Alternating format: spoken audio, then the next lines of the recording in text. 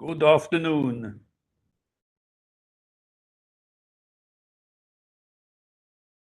Evening all. There are only two people I recognize, is you and Marina.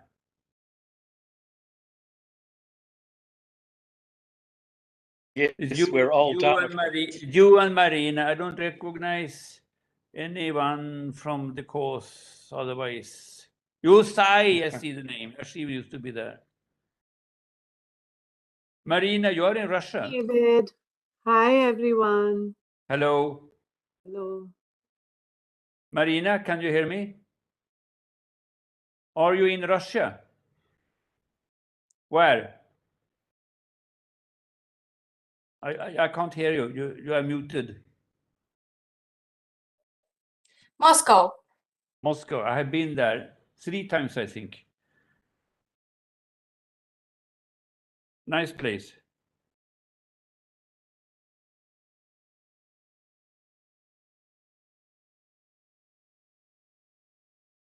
You know, I was an ardent horse rider, and they have a fantastic horse museum in Moscow. No, nobody knows about it. It is in the building of the Ministry of Agriculture.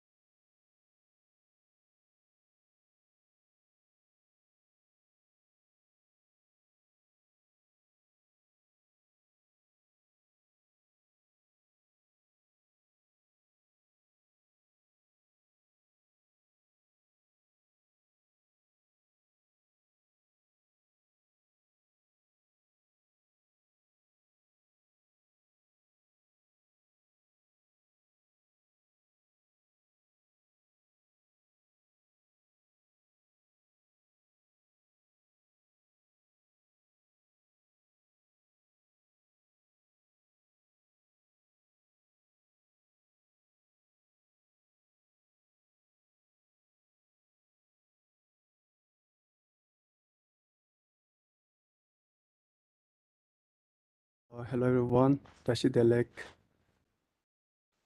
Good morning, good afternoon, good evening. I hope you all are doing well.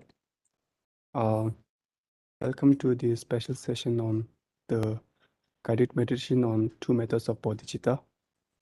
As you all might know, during the NDC3 teaching, one of the participants, Havanila, requested Keshila for a special session on Bodhicitta, the guided meditation on Bodhicitta, and Keshila very kindly agreed to that. So we have also welcomed the previous batches of the participants from the previous batches of Nalanda Diploma course and also participants from Nalanda Master's course. So without taking much time, Vijingla, would you like to test your audio? Hello, Kunkela. Can you hear me? Yes, thank you. So Thank you. Vijingla is from NMC and Vijingla will be leading the prayer today. Thank you.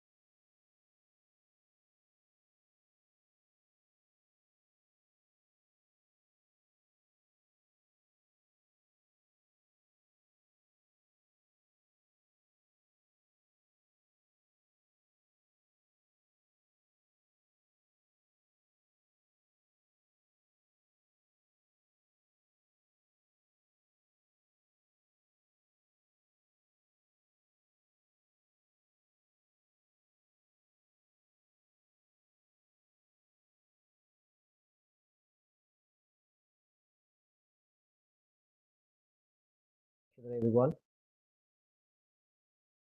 So, Vishangla, let's go ahead and test the audio. Oh, Kunjapla is back. Yeah. Over to you, Kunjapla.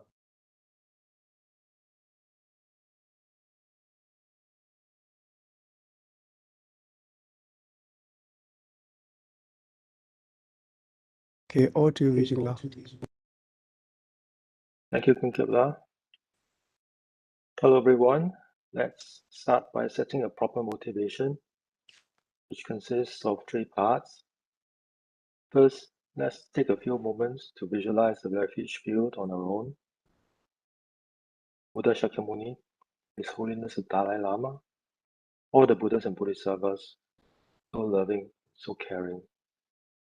Next, the Bodhicitta field, the 2 kind parents, friends, the loved ones, and all other sentient beings surrounding you. Now bring to mind the purpose of this practice. With this motivation, we start our prayers. Page 3 of the Place of Non-Dual Bodhicitta. Enthused by great compassion, you taught Immaculate Dharma to dispel all perverted views. To you, the Buddha Gautama, I pay homage. Enthused by great compassion, you taught Immaculate Dharma to dispel all perverted views. To you, the Buddha Gautama, I pay homage. Enthused by great compassion, you taught Immaculate Dharma to dispel all perverted views. To you, the Buddha Gautama, I pay homage. Sangye Chodang Soki Chonam La, Chancho Bado Dangi Kyapsu Chi, Dagi Jinso Kipe Sonam Ki, Chola Penche Sangye Chok Parasho, Sangye Chodang Soki Chonam La, Chancho Bado Dangi Kyapsu Chi, Dagi Jinso Kipe Sonam Ki, 조라 벤처 상계 조파쇼 상계 조당 조기 조나라 장초 바도 당이 캡수지 다게 전소 개배 소남기 조라 벤처 상계 조파쇼 I go for refuge until I'm enlightened to the Buddha, the Dharma, and the Sangha. By my accumulations of the practice of giving and so forth, may I become a Buddha to benefit all sentient beings. I go for refuge until I'm enlightened to the Buddha, the Dharma, and the Sangha. By my accumulations of the practice of giving and so forth, may I become a Buddha to benefit all sentient beings. I go for refuge until I'm enlightened to the Buddha, the Dharma, and the Sangha.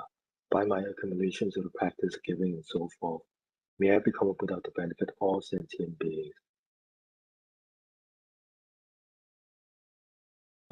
Next, we recite the essence of the dependent origination mantra along with the recordings. Om ye dharma hetu prabhava hetum tesham tathagato yavatat tesham chayo nirodha evam vati mahashramanaye swaha.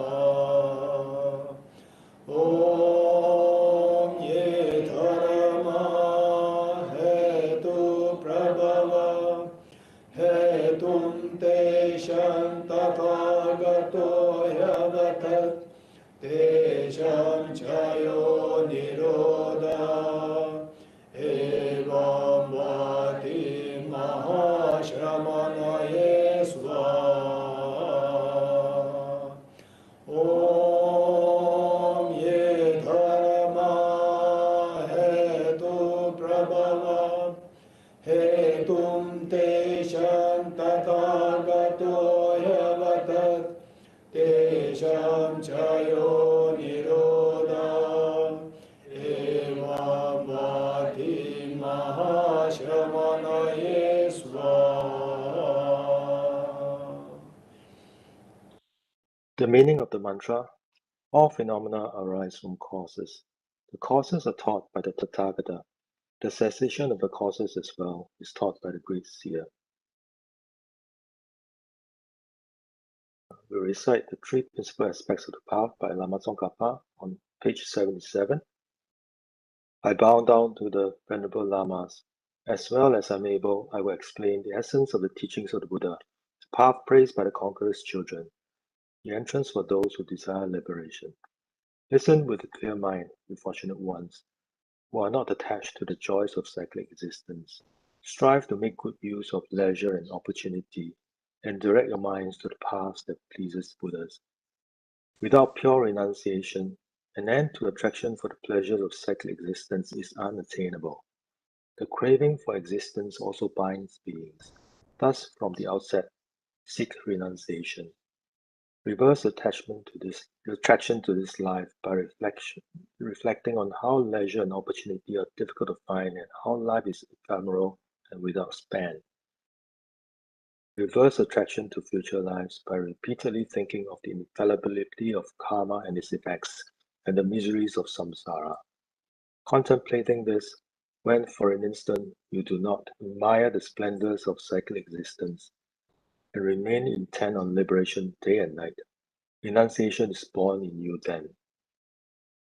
However, renunciation, if not tempered by the pure mind of Bodhicitta, will not bring forth the perfect bliss of unsurpassed enlightenment. Therefore, the wise ones generate the excellent mind of Bodhicitta. Swept up in this current of the four powerful rivers, tied by strong bonds of karma, so hard to undo, caught in the iron net of self-grasping, completely enveloped by the darkness of ignorance, born and reborn in limitless cyclic existence, ceaselessly tormented by the three miseries, thinking of your mothers in this condition, generate the supreme mind of Bodhicitta. Although you train in renunciation and mind of Bodhicitta, without wisdom that realizes the ultimate reality, you cannot cut the root of cyclic existence. Therefore, strive to understand dependent arising. one who sees infallible cause and effect of all phenomena in samsara and nirvana, and destroys all focuses of apprehension, has entered a path which pleases the Buddhas. Appearances are infallible dependent arising. Emptiness is the understanding that is free of assertions. As long as these two are seen as distinct, they have not yet realized the intent of the Buddhas. When these two realizations are concurrent, where the mere sight of infallible dependent arising concurrently destroys all modes of grasping through definite discernment, at that time the analysis of the profound view is perfected. Furthermore, appearances refute the extreme of existence. Emptiness refutes the extreme of non-existence. When you understand that emptiness arises in the form of cause and effect, you are not captivated by the view of extremes. O my child, once you have thus realized the points of the three principal paths, seek solitude and cultivate strong determination, and quickly reach the final aspired goal. Now recite Sutra mantra 7 times along the recording. Deyatha Om Gati Gati Paragati Parasamgati Bodhi Swaha Deyatha Om Gati Gati Paragati Parasamgati Bodhi Swaha Deyatha Om Gati Gati Paragati Parasamgati Bodhi Swaha Deyatha Om Gati Gati Paragati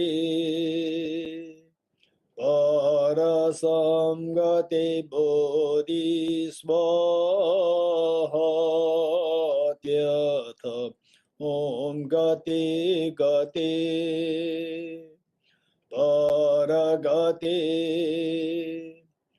Parasamgati Bodhi Swaha Deyatha Om Gati Gati Paragati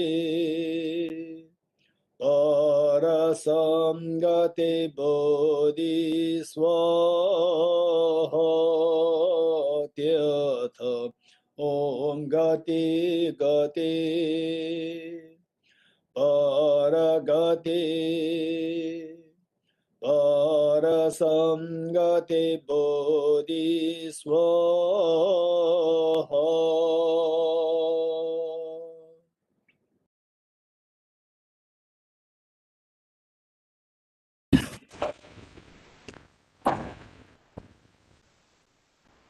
Okay, yes.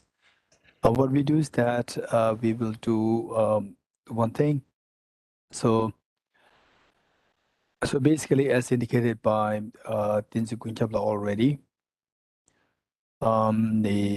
this is the extra class, not really class, it's a meditation session that is done on the basis of the request made by Pavanila from Narendra course batch 3.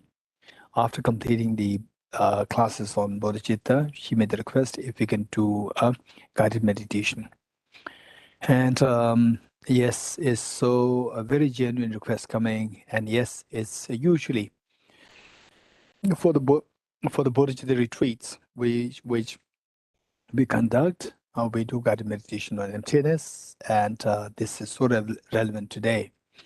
And so this is how the existence. And thank you, Debeshla. Thank you, Vichengla. Thank you, Kunchapla, Dinsidanla, Satunla. Thank you so much. And what we do is that we will first quickly invoke the spirit of Bodhicitta for a few seconds by reflecting on the Buddhas and Bodhisattvas as a refuge field and all the dear sentient beings around you. Just let us visualize these two very quickly.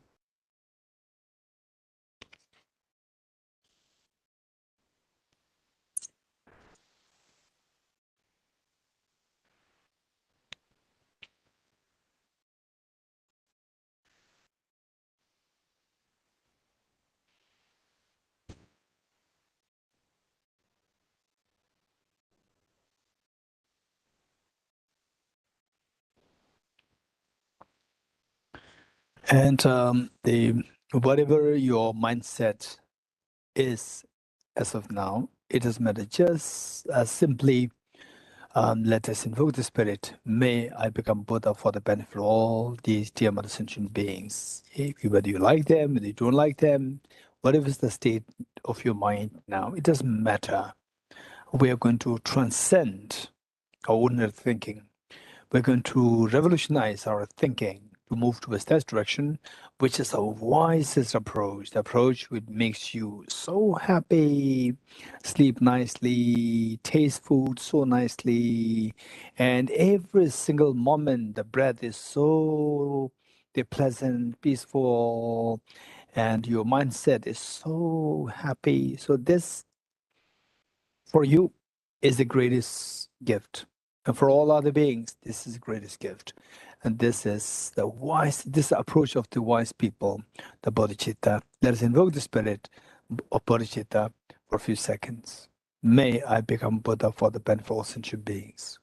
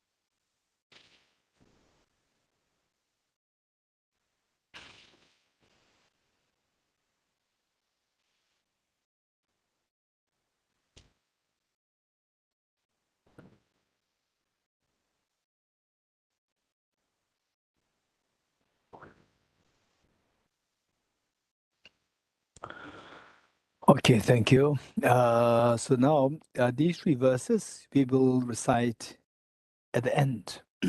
At the end, after generating bodhicitta, after the stepwise meditation on bodhicitta, and what we do is that the for bodhicitta practice and on a daily basis, I'm not too sure on a daily basis whether you can recite this, but for sure, I'll say the once in a week, once in a month, and particularly when you sit for retreats. Like 2 day the retreats doesn't mean it should be like 3 years or 3 months. Even if you have, we should be very realistic and don't think that okay, for sure I'll sit for retreat. I'll say the very properly. They will never think that such a time will come very properly that I'll get a time for retreat. Don't think like this. Only if you do it improperly, it may not be so proper now. Then this mind will make you to sit for proper retreat in the future. Without the precursors, the preceding, it'll continue to remain as a dream. So, be it 1 day, be it 2 days. Some of my friends, they sit for retreat just for 2 days. Say long weekends they sit for 2 days retreat. They're so good. When you sit on a retreat, Bodhicitta retreat, then this book meaning A Guide to the Bodhisattva's Way of Life, chapter 1. I just try to read it. Read the chapter 1 and don't make it too lengthy, like okay, too ambitious to read all the chapters, 2 chapters, 3 chapters. Just make it short and then focus on your the meditation.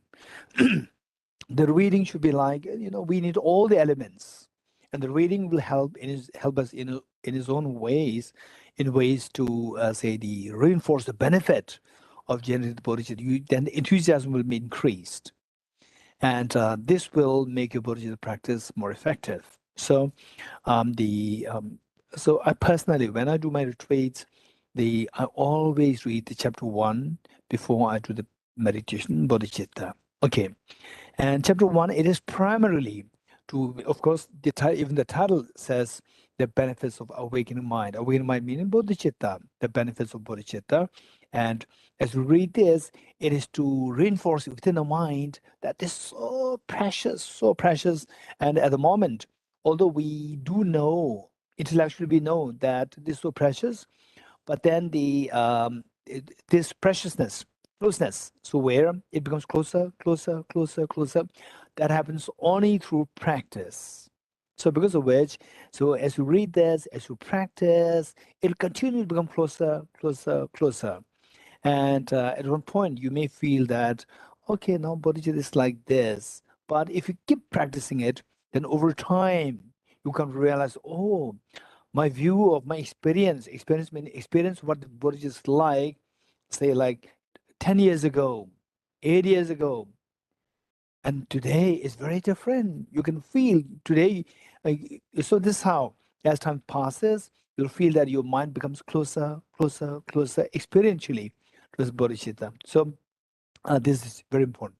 And when you see that, there's a tremendous benefit, and what I'm scared of is the miseries, the immediate pains. These are what I'm scared of.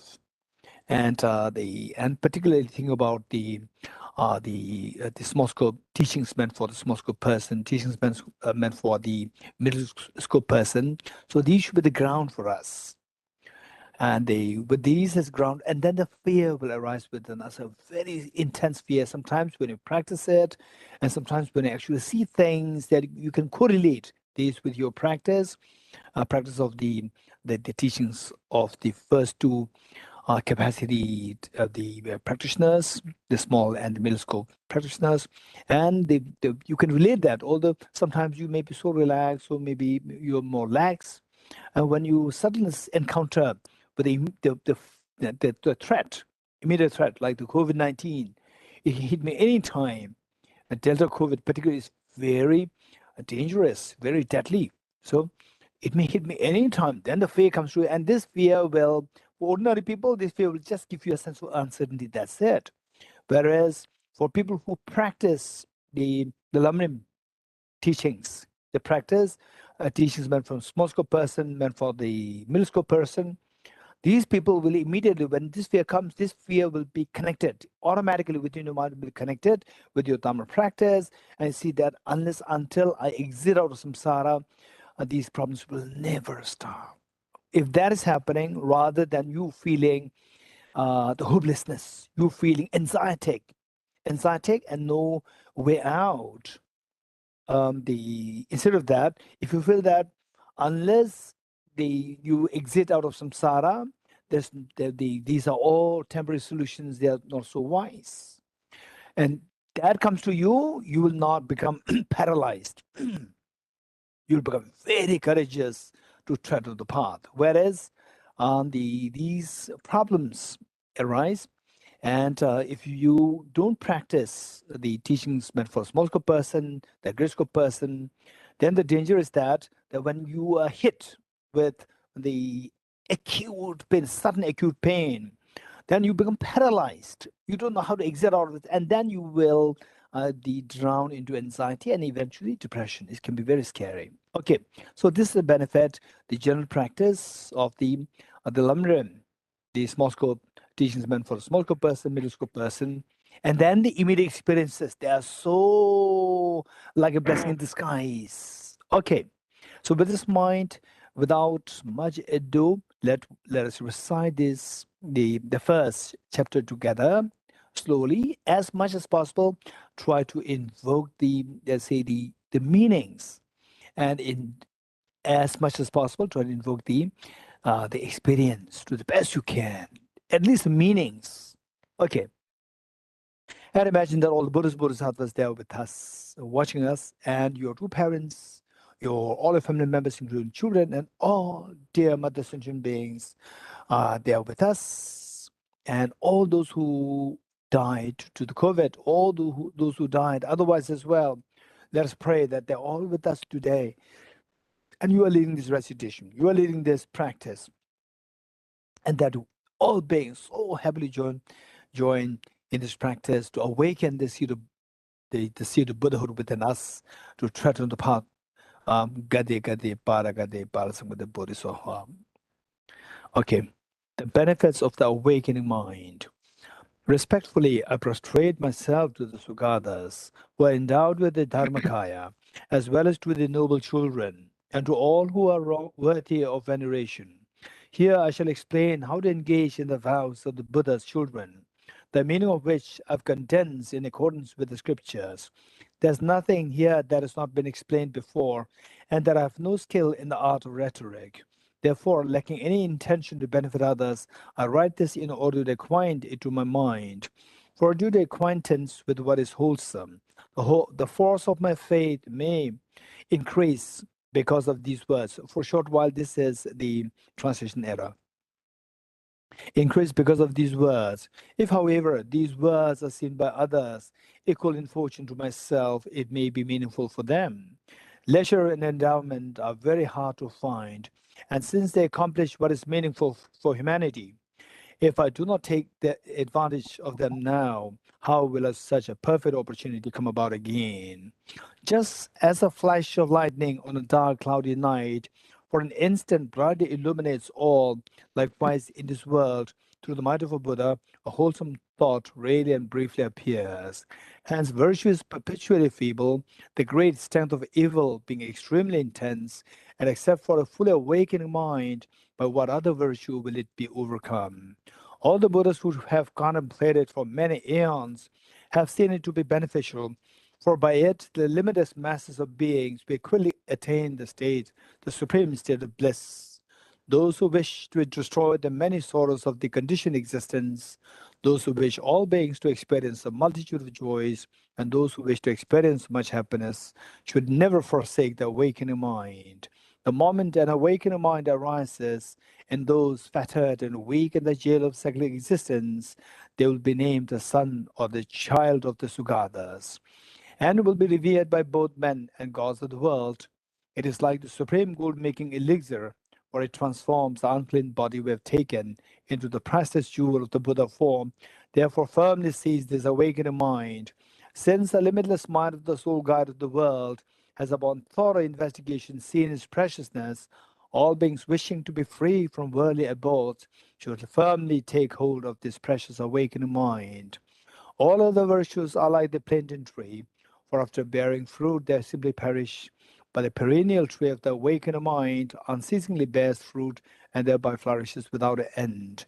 By entrusting myself to a brave man when greatly afraid, by entrusting myself to this awakened mind, I shall be swiftly liberated. Even if I've committed extremely unbearable evils, why then do the conscientious not devote themselves to this? Just like the fire at the end of an age, it instantly consumes all great evil. Its unfathomable advantages were taught to the disciple Sudana by the wise Lord Maitreya. In Brave, the awakened mind should be understood to be of two types: the mind that aspires to awaken and a mind that ventures to do so. As is understood by the distinction between the aspiring to go and actually going, so the wise understand in turn the distinction between these two.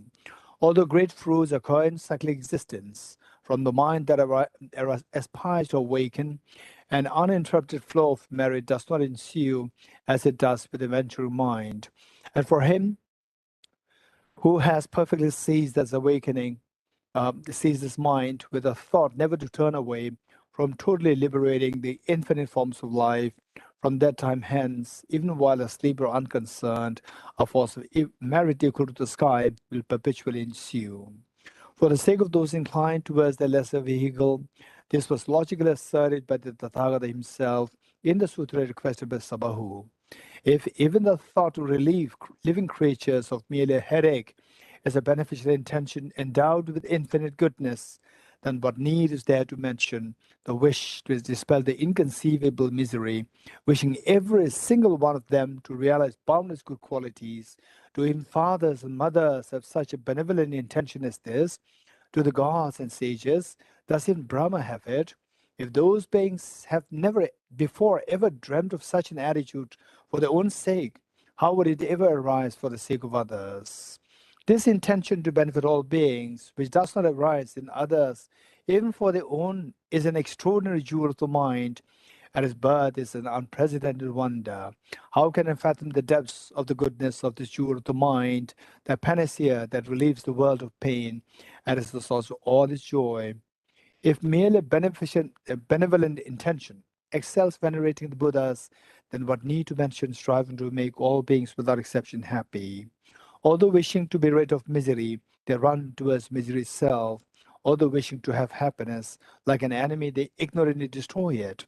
For those who are deprived of happiness and burdened with many sorrows, it satisfies them with all joys, dispels all suffering, and clears away confusion. Where is there a comparable virtue? Where is there even such a friend? Where is there merit similar to this?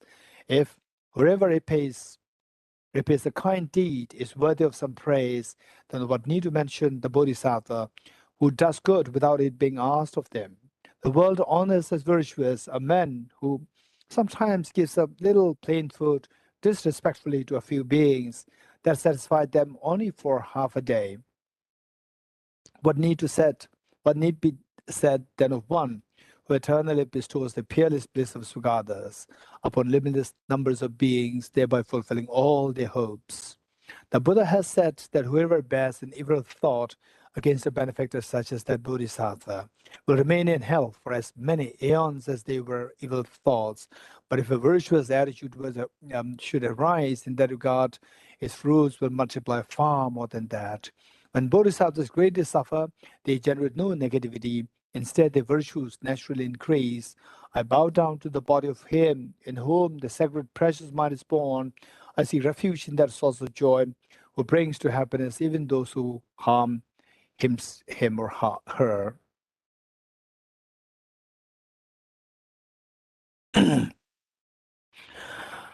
Okay. First, we will do 5 minutes of breathing meditation. 5 minutes of breathing meditation.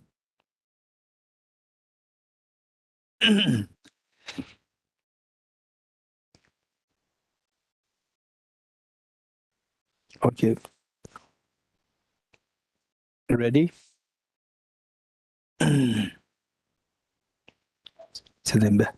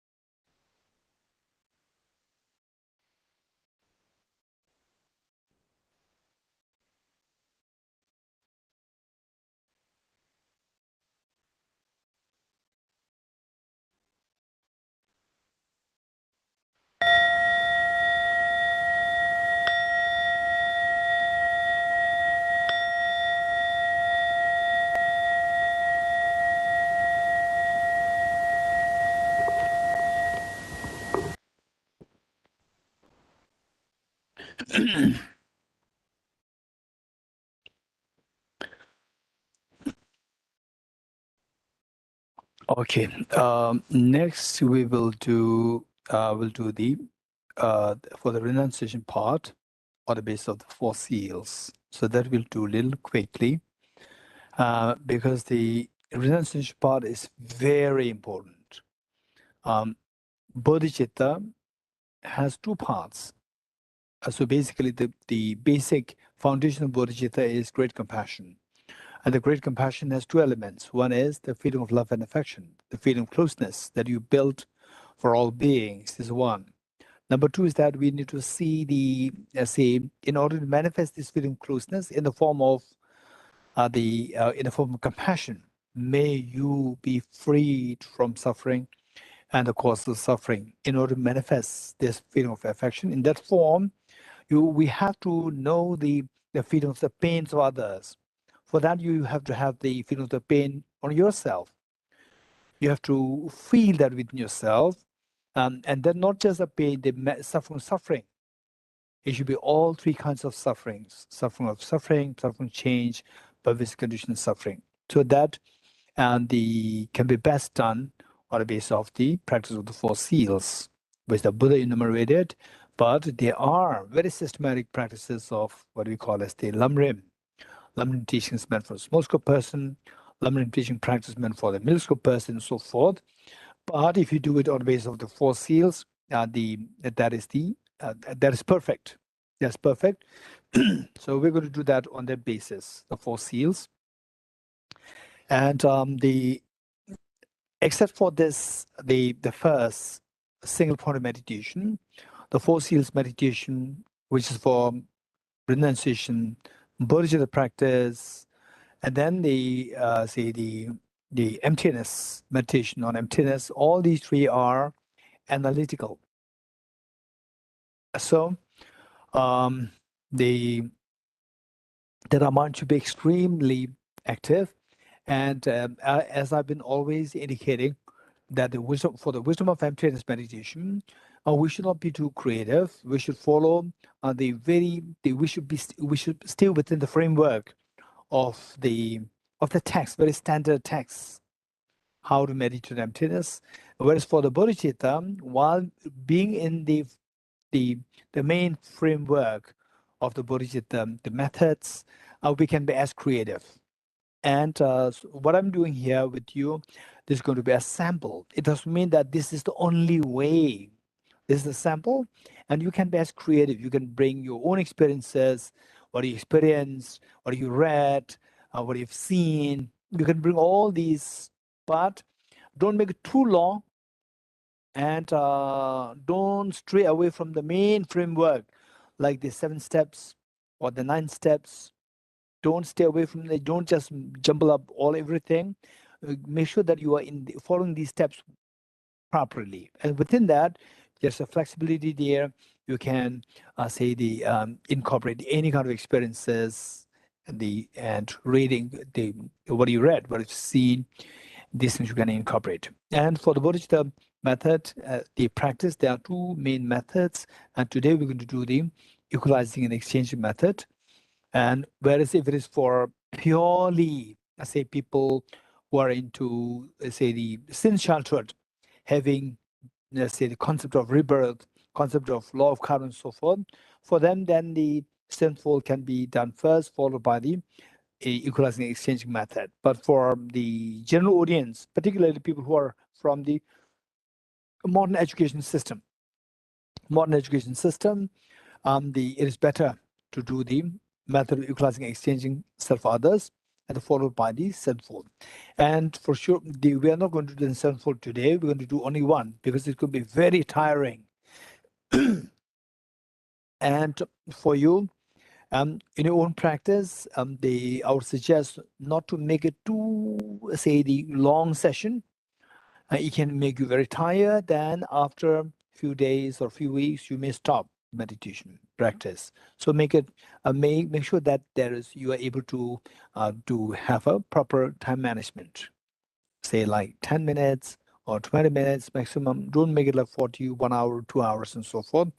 Initially it may be very exciting, You may think that the 40 minutes is just nothing, but then we should be very realistic, and this is where how we should be very skillful. Okay, with this mind, the 4 seals is going to be the analytical meditation, and it's going to be guided.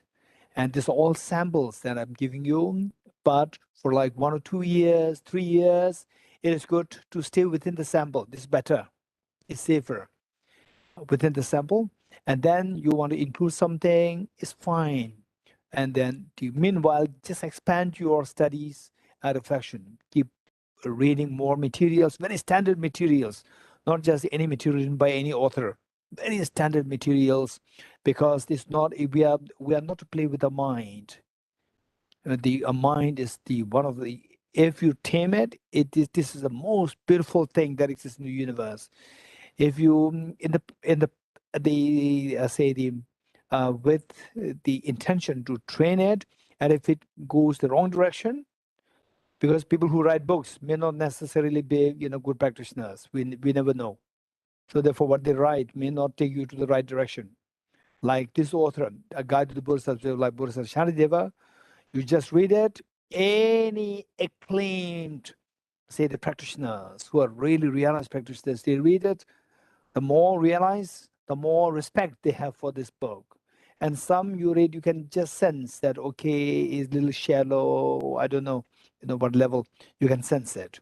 Okay, so always they say, whereas if you just want to become like a scholar about Bodhicitta, scholar, and then it's fine. You can read any book, say that, oh, in this book it said like that, in that book it said like this is the enumeration. And then the Geshe Doshamdi, he taught us with 9 steps, but actually in some texts it's only said 7. I don't know where he got from the 2, and so forth. You can come up with all these stories. That's fine if you just go for the scholarly work. Whereas if for the scholarly plus practice to bring about transformation, then we must base our practices on very authentic books. Okay, not just simply there's a book doesn't mean anything. Okay, so today is the bodhicitta of the 2 methods. 1, equalizing exchanging. Before that, we do the renunciation, for which we use the 4 seals. Okay. Are you ready? Ideally speaking, during the meditation, you keep your eyes open, but for the analytical meditations, where you should be actively thinking, analysis is involved, then if you find that you're with eyes closed, it is more effective, feel free to do so. But for the single point meditation, I would highly recommend that you do it with eyes open, not eyes closed. For the single pointed meditation, like the breathing meditation, the observe the mind meditation, Buddha image meditation, for all these, you must do with eyes open. Okay, good. Ready? This is going to be analytical meditation. And you are advised to just follow the instructions. Don't try to correlate what you learned before from this, from that book, so forth, and what is being said now. This is not the time to correlate. Just follow the instructions and see how much you can invoke the respective experiences. This is your job. And if you want to do correlation, you can do later. After the meditation, you can do the correlation. Okay, in the meditation, he said like this. In this book, I saw this. All these things you can do later, not now. Okay, ready?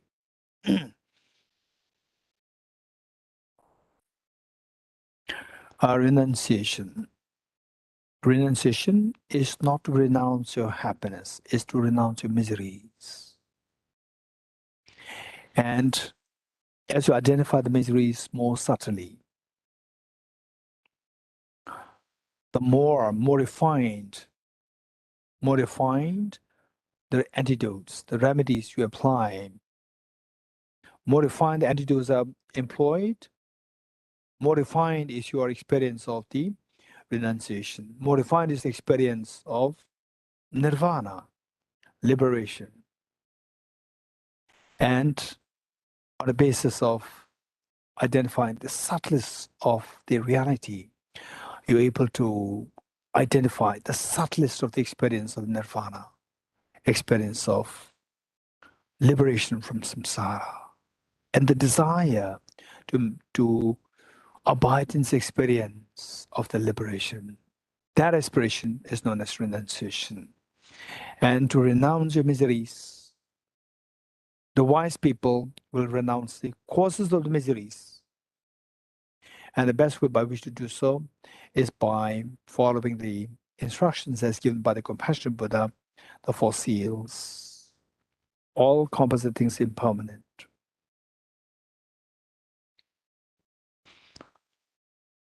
Look at the beautiful sunset. It's just a matter of a few minutes. It disappears.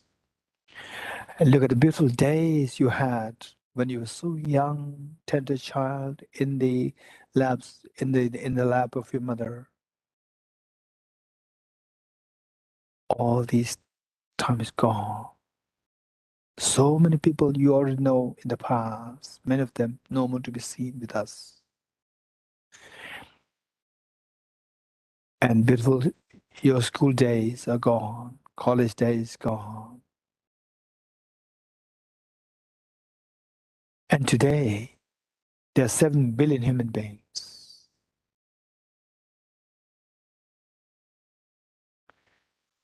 And there are so many youngsters who have so much of dreams to accomplish. And their parents have so much expectations. The school principal, colleges, they have so much expectation from the students. This is exactly what happened 200 years ago. That's all the youngsters there, same age as yours, elders, same age as your elders. And today, not even a single person is left. So much of dreams they have. Whether their dreams are accomplished or not, they're nowhere to be seen today. They're all gone. They're not even remembered. Only a few prominent people. Otherwise, rest, we don't even remember. Forget about the world, all the human beings, all the animals. Think about your great-grandparents. You did have the great-grandparents. Who are they? Except for only a few people on this earth, 7 billion human beings. The rest of people, I guarantee, that almost like, say, 99% like the 6.9 billion human beings, they don't know their great-grandparents. They have no idea who they were. In my case, I had no idea who they were. This is how there's a constant tsunami of impermanence flowing. And 200 years from now in the future, today, 7 billion human beings, not even a single person is going to be left then. 100% sure. The whole tsunami is flowing, and then all what is alive today, so much of dreams, expectations, plans, and so forth, whether accomplished or not accomplished, all will disappear. And then hardly, say, even like 1,000 of the 7 billion human beings will be remembered then. This is impermanence. And it's very true. So the wise people, they think of the future. This is what is bound to happen to us. They don't confine themselves to today. They think of tomorrow. Not only tomorrow in 2023, but the next life, next life. And wisest people, they think of exiting from samsara altogether. And even the wisest, the very rarest of the amongst the wisest, would think of becoming Buddha for the benefit of sentient beings. And this impermanence, this flow, the tsunami of the impermanence flowing, washing away everything into a total new generation, complete generation. This impermanence is possible only if there's a subtle momentariness involved. a subtle momentariness. We don't see things. Okay, today I'll rest. As though like we are static, we can hold for a while. No, while we are resting, while we so-called as resting, we are moving so fast. Say a young child, 10 years ago, 15 years ago, we just started some work. Some people, they just finished the college and they joined a work job. And then just 15 years, like a snap of a finger. And then already a young child, 5 years old, has become an elder person. And how come that this has changed with this, the size of the person? This change is possible only if there's a change happening year by year. And this change happening year by year is possible only if this change happening month by month, week by week, day by day, hour by hour, minute by minute, second by second. Yes, that's very true. This is reality. And even the second by second is happening by millisecond by millisecond, nanosecond by nanosecond. And can you imagine the change happening on the nanosecond level? Yes, all composite things happening today, that is today, including body, your mind, while you are resting. Your body is moving so fast on the nanosecond level, on the nanosecond level. And your mind is also moving so fast. If you are to really see things, composite things, moving that fast, it's very scary. There's nothing for us to hold on to say that, okay, I'll rest and I'll now enjoy the nice coffee. These are all just illusion. Very scary. Yes. This is how the universe of composite phenomena operates. Yes. It's like a very fast moving train. Where is this train taking us? It's so fast moving. Faster the train moves, more the fear. Where is this train taking us? It's determined by the driver. It's determined by the driver or the terrorist. If the driver is your mother or the father,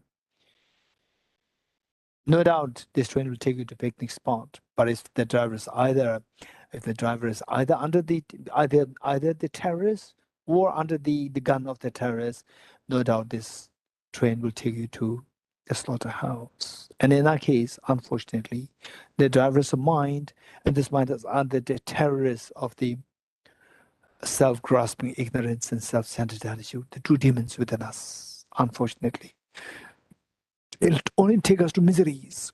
In other words, our mind is under the sway of the worst of the contaminations, worst of the miseries, worst of the demons, contaminations, self-grasping ignorance, self-centered attitude, giving rise to all contaminated afflictions, contaminated karmas, and giving rise to all the manifest miseries. This is what the Buddha indicated as all contaminated things are suffering nature. A suffering nature, what kind of suffering? What kind of, say, the slaughterhouse? Sickness, aging, death, anxiety, anguish, lamentation, grief, and so forth. One moment of such a pain is good enough to nullify all the past experiences of merriments, festivities, birthday parties, nightclubs, and so forth.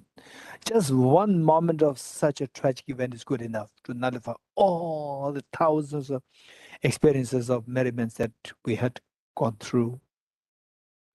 Just the loss of a near and dear one moment where somebody stops to breathe out and could not breathe in, finished. That moment is good enough for you to go to become insane, insanely traumatic, insanely the hollowness of the life. This is what is bound to happen. So these are the realities. And when will this stop? When will this ever stop? It will never stop on its own. 2020, 2021 stopped on its own. Your youth your childhood stopped on its own. But these miseries will never stop on their own unless until we put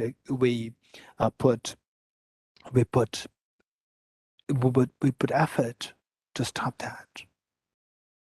Okay, what kind of effort?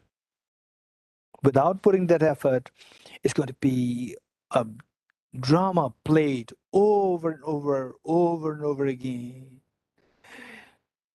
And the Buddha indicated so many times we shed tears, and then the amount of the tears that we shed over having lost your near and dear ones and so forth, since time immemorial, if they were to be collected together, it would be far excel the amount of water contained by the oceans. That's very true. It's so painful. The wise people will want to simply terminate, stop this, bring an end to this altogether. How to do that? By stopping the root cause of this. What is root cause? Self-grasping ignorance. What is meant by self-grasping ignorance? Is the ignorance which fails, ignorance by the very definition is the mind which fails to see the realities as it is, which obscures the vision of the reality. How to stop it? By introducing the counterforce, which is the light of the wisdom. What is that wisdom? The discerning mind whose apprehension of the reality tallies with the reality. What is that reality? That reality is what the Buddha indicated as everything is the nature of emptiness and selflessness, the third seal. Okay, we're going to quickly meditate on emptiness, the reality. That reality, see the reality, you wake up from the sleep of ignorance, and all the torments, all the miseries created by your sleep will all be stopped. That is the time you're freed from all miseries. Okay, so what is that wisdom like?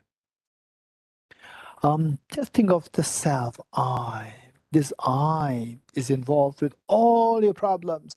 I have this problem, I have that problem, this person did like this to me, that person did like this to me, this weather is not good to me, I have allergy to this, and so forth. All this relate to the self. And this misperception of self is at the root of all the miseries. And how to get rid of this? Look at how this self appears. Just observe the self. How does the self appear to you? Like a dream projected by your mind, or as so objectified, solidly there? 100% so solidly there. Okay. Seeing the self is so well defined, objectively there, this is the self grasping. Believing in this appearance, that is the self grasping ignorance. How can I say that this ignorance, how can I say that this is not the reality? That self exists objectively real, as so well defined, objectified there. How can we say that this is deception, this perception, deception? Yes. You remember what Arjuna said? If the mirage were to be water, why not those close by the mirage see water? Likewise, if the self would exist objectively, why do not see the self as I go closer to this object? Okay, let us now go closer to this object. Going closer to this object, let us just ignore all those which are not the self. First, the thin layer of the skin, of course, that is not me. Behind that, the fatty tissues, the muscles, cartilages, bones. So this, the mind which goes to analyze by going closer to the object, this is the ultimate analysis. In the eyes of the ultimate analysis, you are seeing if there's an objective self there. Whereas with the conventional analysis, you are looking for just something there. And if you don't see, it is nihilistic. So whereas with the ultimate analysis, if you don't see, it is not nihilistic, it is seeing the emptiness of objectivity. This is the difference. But as you go, with employing this ultimate analysis, you go towards the object, the way Arjuna said, if you go there, so to see that nothing of these, the element of earth, fire, element earth, which consists of the solid parts within you, element of the water, the blood, 4 liters of blood, which is pumped in and out by the heart to the different parts of the body. Element of air that we breathe in and out. Element of space, element of consciousness. Okay, nothing is objectively there as the self. Okay, just ignore all these. So what is the next possibility? If the self does exist objectively, then what we going closer to the object, we found the 6 elements. In the eyes of the objective analysis, in the eyes of the ultimate analysis, we see that there are only 2 possibilities left there: either the 6 elements there, or separate from 6 elements. Separate from 6 elements, there's nothing to be identified there. So when you see that subjecting this self to the ultimate analysis, the going closer to the object, none of the 6 elements is the self. You are seeing that the self is not to be identified as objectively one with the parts.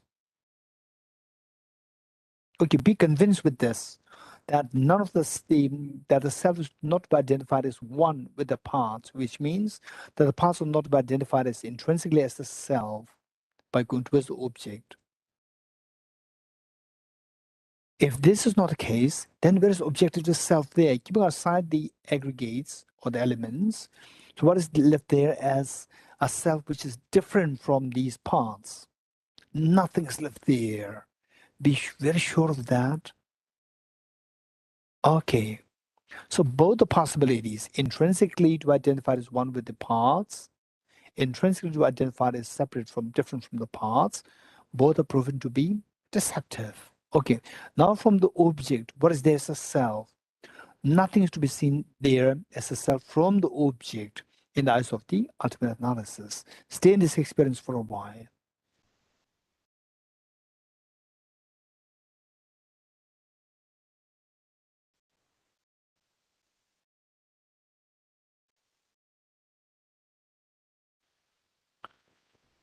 Okay, this is amazing. This is a wonderful experience. But what's the benefit of this? Yes, just as this self, when exposed to the ultimate analysis, not to be seen as intrinsically one with its parts, intrinsically different from its parts, thus entailing that the self is empty of objective reality there. From the object, there's nothing to be identified as a self. Likewise, our miseries, sickness, aging, death, tension, depression, anxiety, if all of these are subjected to this ultimate analysis, the way and the manner in which the self is exposed to this ultimate, even they will disappear in the eyes of the ultimate analysis. Just stay in this experience where even these miseries, they all dissolve. Instantly, your mind will be uplifted with the lightness when the misery is dissolved in the eyes of your ultimate analysis.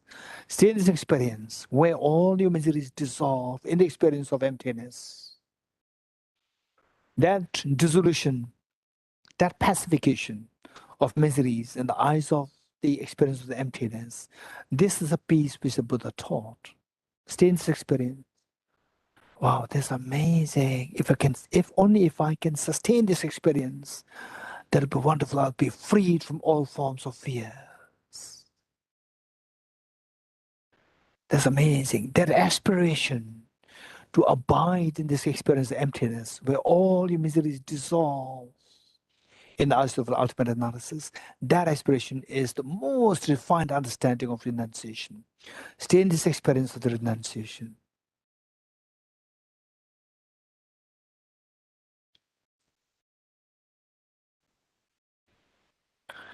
Okay, slowly come out of this practice, come out of this experience of renunciation, and try to sustain this experience and come out of this. Before we, just let us take a few seconds before we move to the Bodhicitta practice.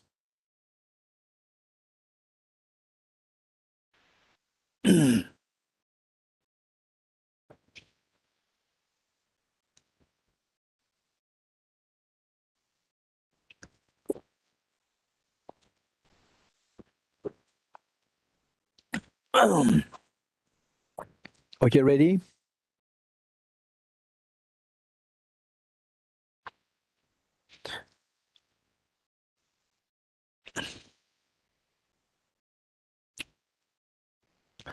Bodhicitta practice,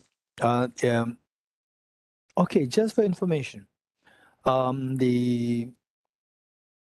several days ago, one great teacher, the most venerable Geshe Atanla, passed away, and then he was in meditative state for so many days.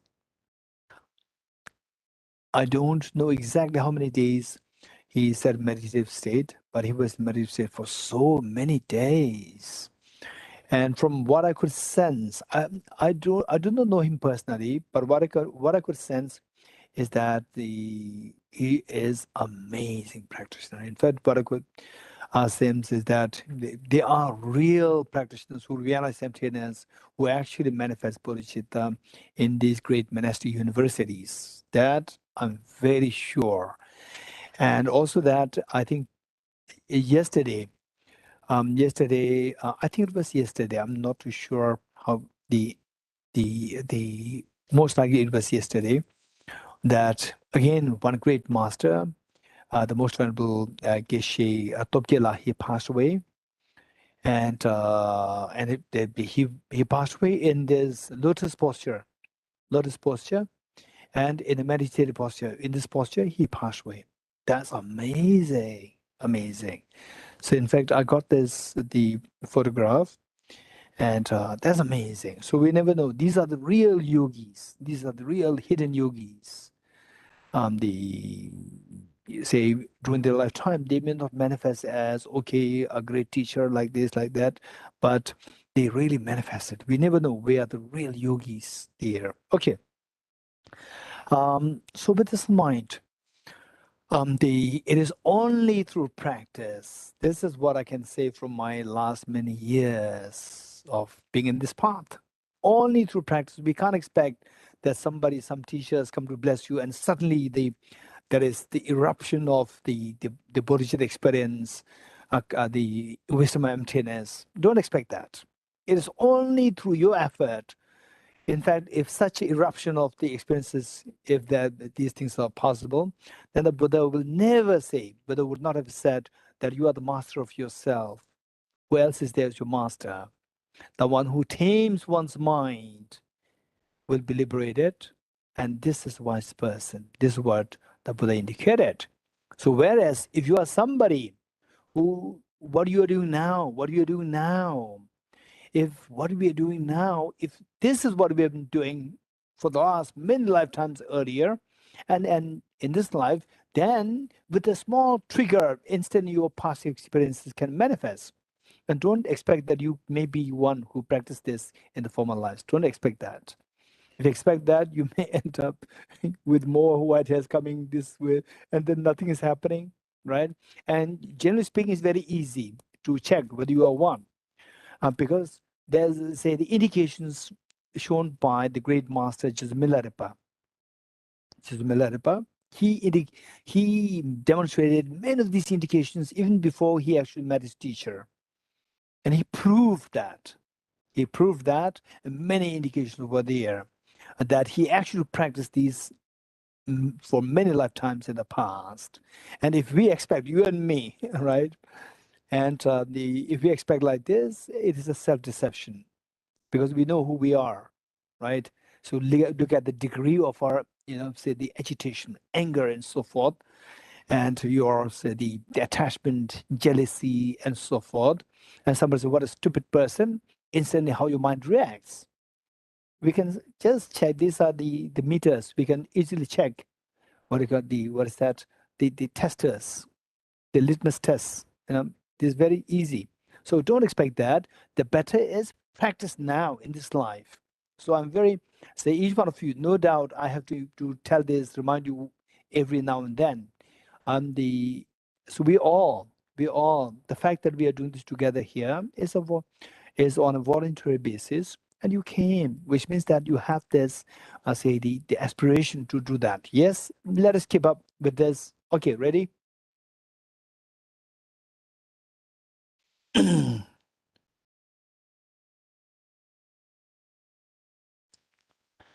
Okay, just let us take 7 deep breaths in and out. Just blank your mind and don't think of anything else. Just focus on your mind. Take deep breath in and deep breath out. Let's say 7 times.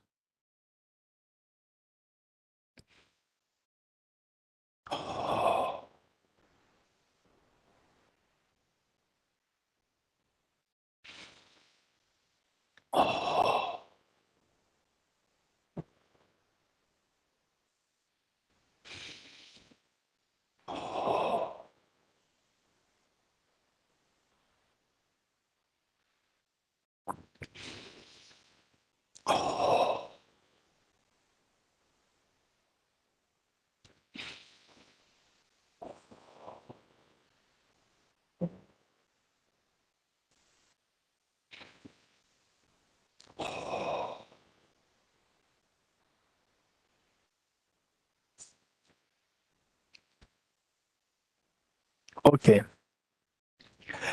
For your personal practice, it's not necessary to keep a gap between the renunciation and bodhicitta. You can do it just at the joint, immediately after one of the other. Okay, quickly let us reinforce the visualization of Buddha's bodhisattvas in the space in front of us. All the Buddha's bodhisattvas, the whole sky filled with Buddha's bodhisattvas to bless you with the actualization of the bodhicitta. And let us also visualize your 2 grandparents on 2 sides. Even though you might have difficulty with your parents, it doesn't matter. We're going to revolutionize. We're going to be a very different person. Think about your 2 parents on the 2 sides and all your family members, including your children around you, and all dear mother sentient beings around you, those who passed away, those who are alive, everyone around you, the human beings, animals, insects, hungry ghosts, hell beings, god and goddesses, asuras, gandharvas, all the beings around you.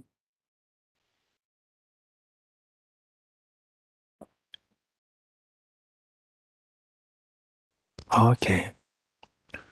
The first, equalizing self and others. We are all equal, I and all the other beings. We are equal in wanting happiness and not wanting suffering. Look at your own mind, how your mind reacts when you are in a situation where you are in a, say, acute hunger, thirst, fear, and so forth. Who wants to have the food first? I like to have the food first. Who likes to get out of this problem first? I like to get out of the problem first. Who like to have the vaccine first? I like to have the vaccine first. Okay, this is our natural thinking, our natural state of mind. We don't know how, we never equalize the self and others. Why do you want to have the vaccine first for this COVID? I don't want to have the COVID, I don't want to die. What about others? Same, yes, same. What reasons you have to say that I deserve more? I deserve the first food, I deserve the first, the COVID vaccine, so forth. Why? Yes, that's true. There's no reason to justify my claim to get this first of everything good. That's very true. We're all, the only reason that I want to have the best of things is because I want happiness. I don't want suffering, and which is universal to everyone. Yes, that's true. I agree. Let me take the great inspiration from these great masters like one of the former His Holiness Ganden Rinpoche, who led, escorted by his very strong young monks, getting to the train where everybody has to rush to get a seat. He just let everybody to go first, and then all the monks were held back by him, and then he lost his seat. It doesn't matter. He said, he told his younger monks that they're also going to the same place where we are going. They also need seat. So this is how, in real life, he practiced the equalizing certain others. I must seek blessings, inspiration from these great masters. I will also try to do that in my real life. Okay, just make this commitment. Yes, we are all equal. All the beings are equal in wanting happiness and not wanting suffering. There's no reason why I should be given a special treatment, why I should expect special treatment. That's 100% sure. And on top of that, we are all equal in having the Buddha nature. Why in the olden times, the young boy referred to as the prince is given so much of attention is all because attention importance is all because that he was going to become the king.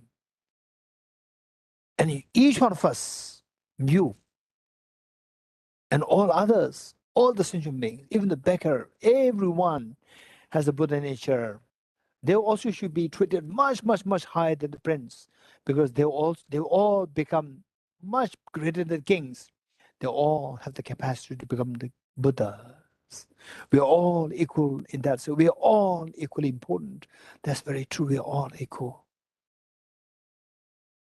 Just feel that very strongly that yes, we are all equal. Henceforth, I'll try my best in the best way to challenge my selfishness, to treat everybody equally to the best I can, and eventually to succeed, to do it very effectively, spontaneously. Just make this commitment.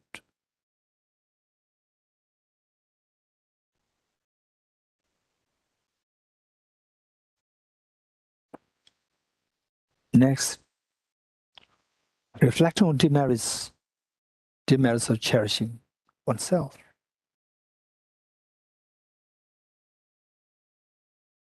Okay. All the miseries that we go through,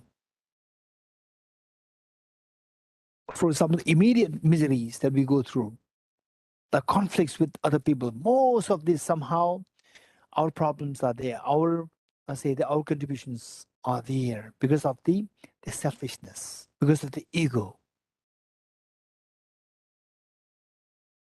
This is what happens.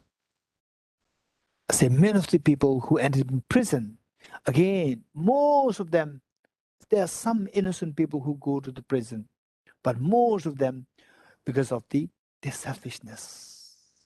Selfishness is extremely, extremely devious and extremely harmful to oneself. And this selfishness, accompanied by the self-grasping ignorance, led the mind to move into attachment and aversion, jealousy, and so forth, and then makes one to act in a very destructive form, referred to as the negative karmas. And this results in the very painful experiences. Yes. What guarantees that you are going to take, that you took birth as a human in this life? What assurance you had? No assurance. Somehow one of the karma picked up and they projected me as a human being this life. What about next life? Never sure. Say, any time, any karma can dominate and throw us into a wilderness, in the forest, in the ocean. Just imagine if you take birth in the wilderness. There's no, say, okay, animal rights, human rights, nothing. One animal will kill another. One animal eats up the other. This is how it works in the forest.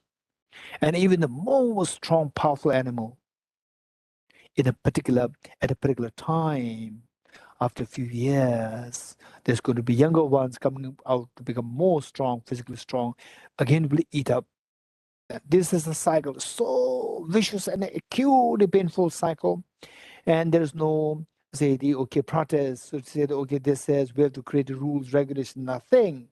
This is how it works. It's so scary. All these fears are attracted by the self-centered attitude. It's so vicious. Self-centered attitude, so vicious. If you could feel the fear and the pain of being eaten up by another animal when you take birth as animal in the wilderness, in the ocean. Every moment one has to live in fear. And this fear is attracted all because of the karmic negative karma, all triggered by the self-centered attitude. So the more we can reflect on the demerits of self-centered attitude, the more we will feel the repulsion towards the self-centered attitude. And thinking in relation to the practice of the six perfections and the opposite of the six perfections. Opposite six perfections, all driven by the selfishness. All driven by selfishness. The first, we all look for a job, for money, business, private business, being a part of the employee in a company, and so forth.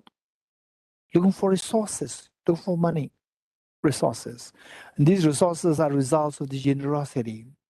And what stops us from, say, this practice of generosity, what stops us not to attract, all these resources effortlessly is because of the a particular karma of the stinginess. It's the karma of not allowing you to practice generosity. Karma of the stinginess. The stinginess is because of the self-centered attitude.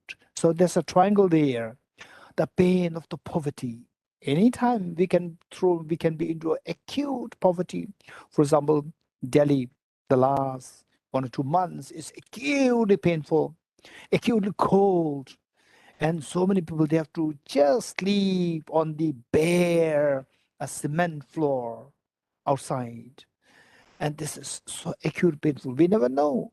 It's not that today we have enough. Doesn't mean that we can take these with us in the next life. No. Again, next life is going to be a new chapter.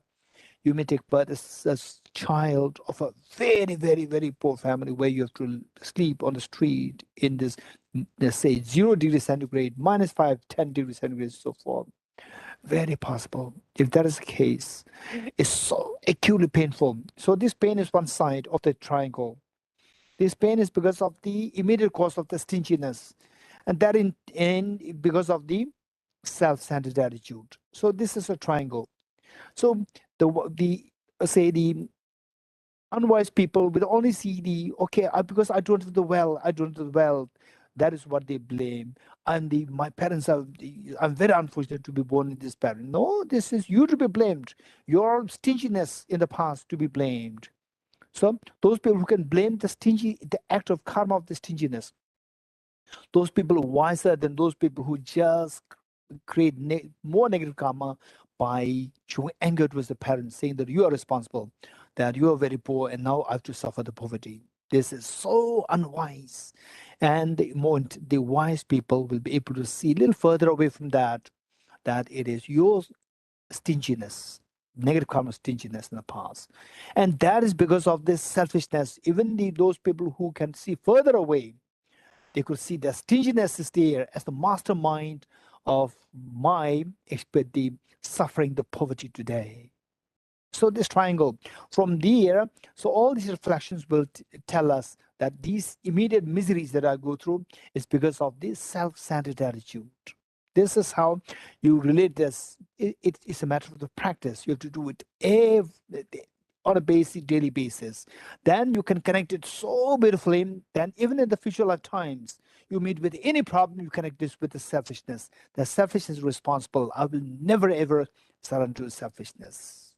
Then the next is our having a short life, the poor, the health, and the poor, the birds as animals, or the health beings and hungry ghosts and so forth. This is all because of the lack of the discipline of the restraining harm from others, harming others.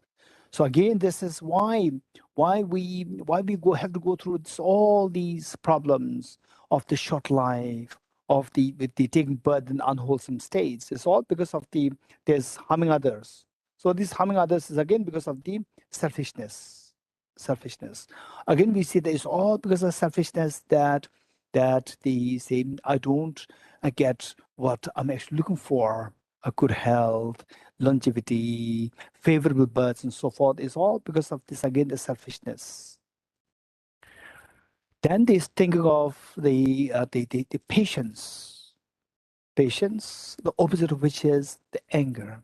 And the anger gives rise to a very undesirable look, give you a very undesirable look, the physical and mental also.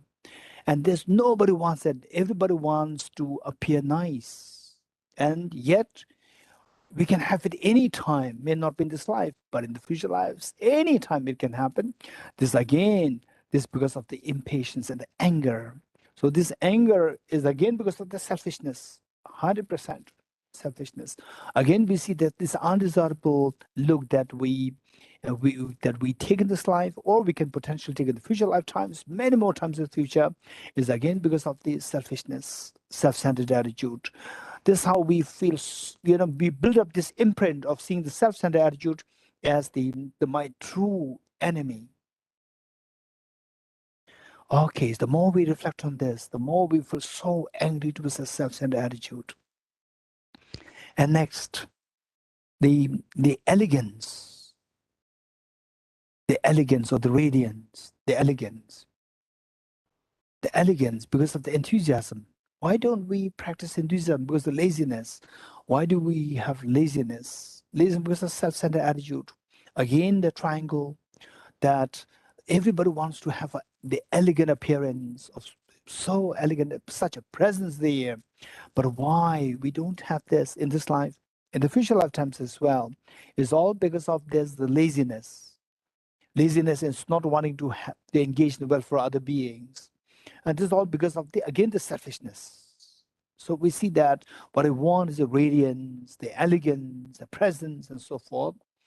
And these are all being deprived to you because of this selfishness. That the samadhi, opposite of samadhi is the mental disturbance. We all want a peace of mind, and instead we have so much agitation, mental disturbance, sadness, so forth. And this is all again because of the lack of the samadhi, which is the mental distraction. And this mental distraction, all because of the self-centered attitude, makes you to be very negatively active here and there, losing your mindfulness, losing the power of the samadhi. So that makes your mind to have just agitation, the meaninglessness, the hopelessness of a life, the hollowness of a life, and so forth is happening because of the no peace in your mind, again because of the selfishness. And the wisdom finally. With the wisdom, you can be liberated from the miseries. And this wisdom is not given to you because of the opposite counterforce of the wisdom, which is ignorance, self-grasping ignorance. What reinforces self-grasping ignorance is the self-centered attitude. Self-centered attitude and self-grasping ignorance, these two are like two brothers. They aid each other. So it reinforces self-centered attitude, it reinforces, particularly the gross self-centered attitude, it reinforces self-grasping ignorance. And with the self-grasping ignorance, it does not allow you to generate the wisdom. And it stops you from attaining freedom from samsara. So all these things are all because of, looking at this triangle, it's all because of the self-centered attitude. Okay, that's very true. So finally, no one to be blamed. External factors are there. External factors, I should be skillful to avoid the external factors to the best I can. But finally, if I eradicate the internal demon, the self-centered attitude, all these miseries will come to the hold. Okay, this is very true. Finally, my real enemy is one, self-centered attitude. All the miseries that I dislike, which are so acutely painful, they are all because of the immediate cause of the karmas, which in turn are triggered by the self-centered attitude. Okay, just feel that very strongly, that henceforth, anytime I experience any pain, for no reason or with the reasons, whatever pain, agitation, sadness, anxiety, fear arises within me is all because of directly or indirectly. In both cases, immediate and long term, both cases, it is the self-centered attitude which is responsible. I'm 100% sure of that. Henceforth, if I were to be really to have a sense of antagonism against something, it should be the self-centered attitude. Okay, just stay in this conviction that self-centered attitude is a demon for me. This is my real enemy. All outside enemies will all become non-enemies the moment I remove this internal enemy, which is self-centered attitude. Just try to build this conviction. It's not that easy. Build this conviction. Say that, yes, I could see the triangle so clearly now.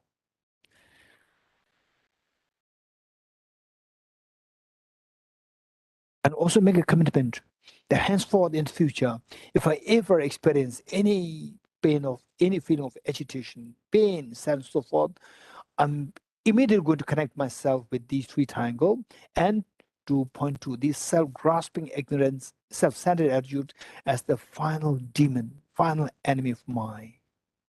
This is to be exterminated. Stay in this experience for a while.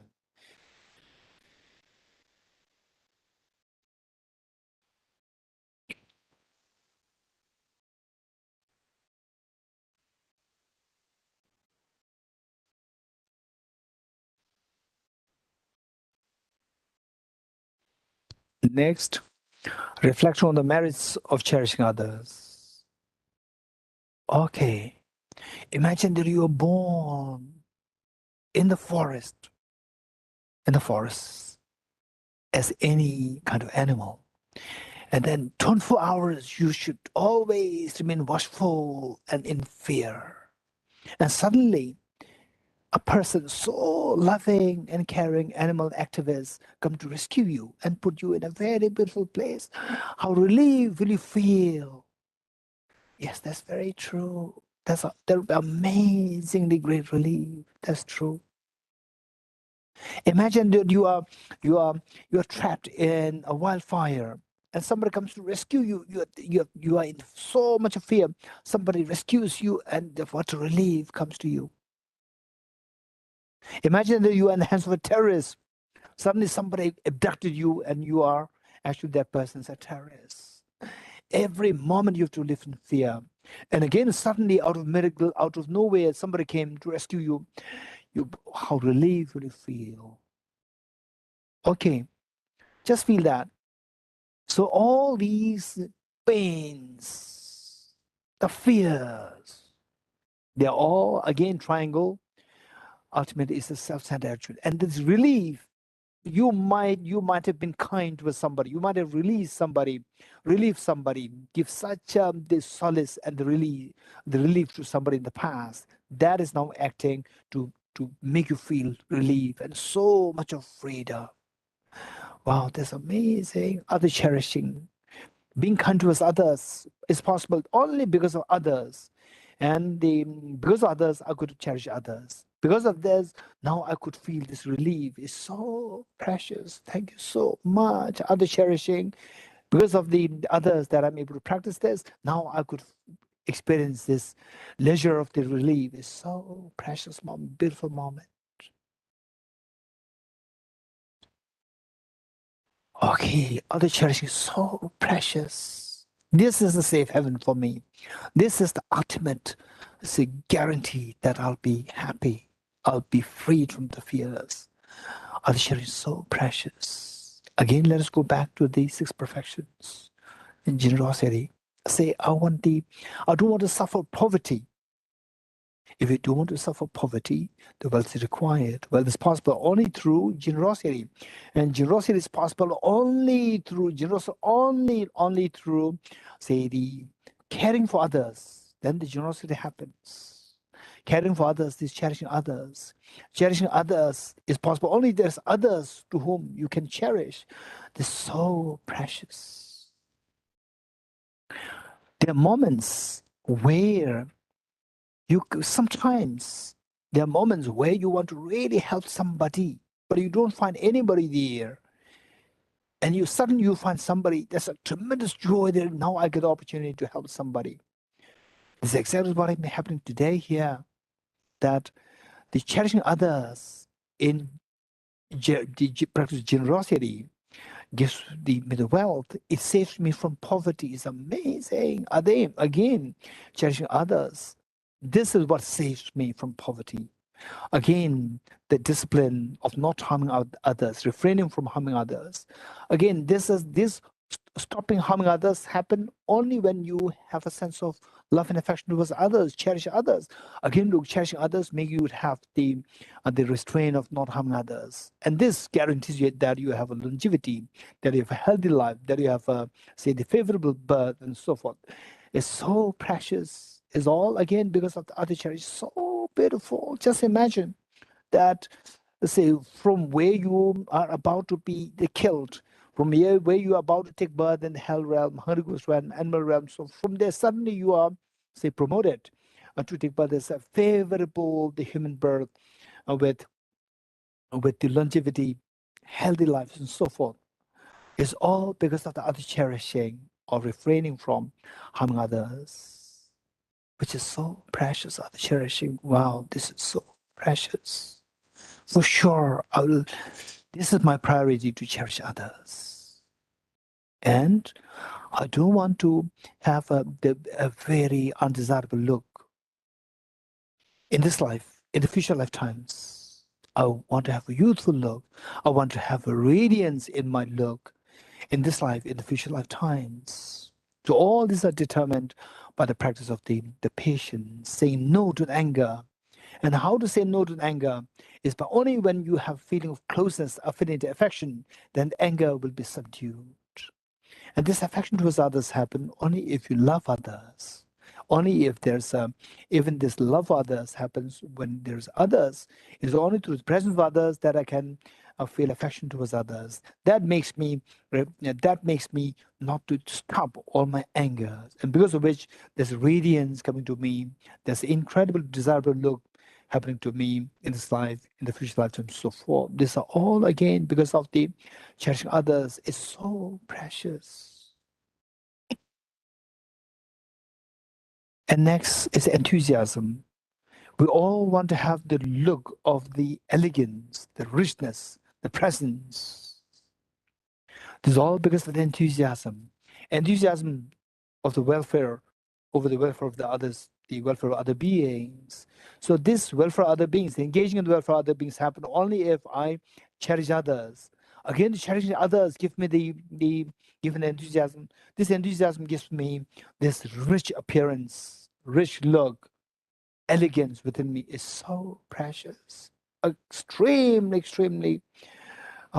precious. Even for parents to have the children, if the parents they have such the presence and the elegant look and so on, even the children they feel so proud of the parents.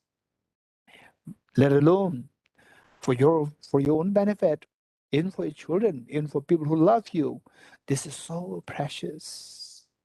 Even though it may not be the priority, but all these good things that the result of other cherishing, which is so precious, so precious. And samadhi. Samadhi happens with a calm mind, without agitation, without anger. So with the selfishness, the mind is never at peace. And samadhi is impossible. Without the samadhi, you cannot have the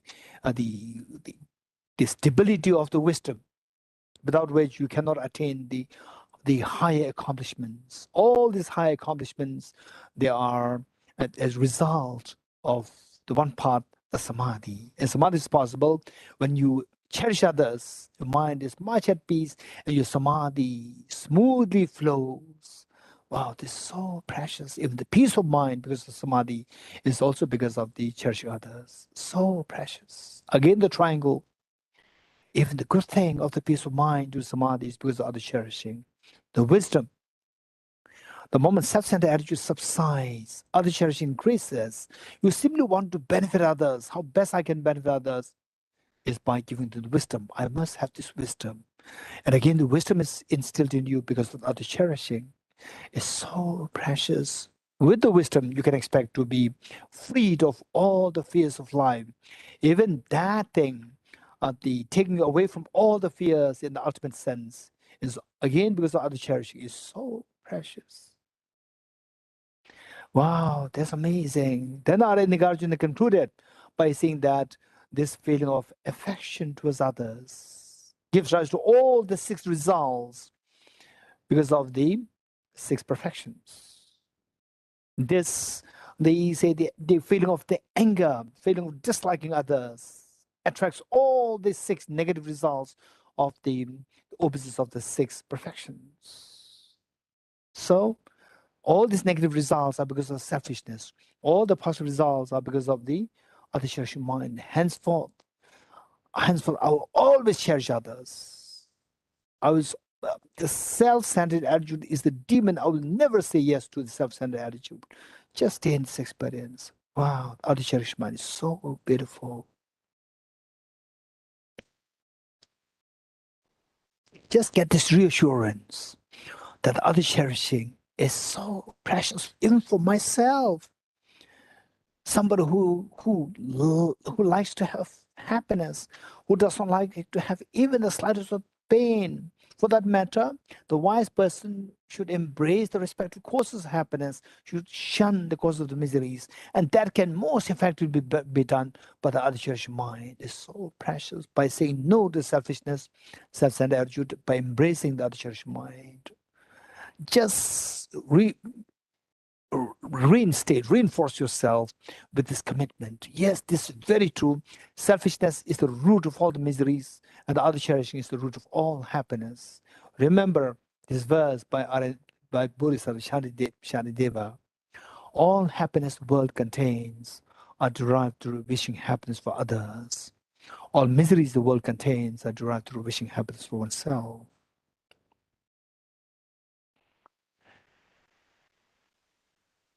And what more to say? Further, Bodhicitta Shanideva said, what more is needed to be said? Look at the Buddha who always cherishes others.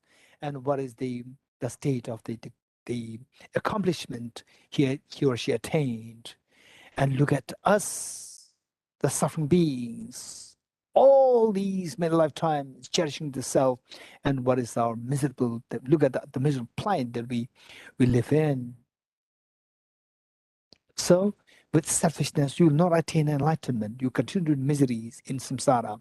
In samsara, you continue to suffer. This is the results of the selfishness. Yes, that's very true what Bodhicitta Shanideva said. Yes, I will never ever depart my mind from this reflection, as indicated by Bodhicitta Shanideva.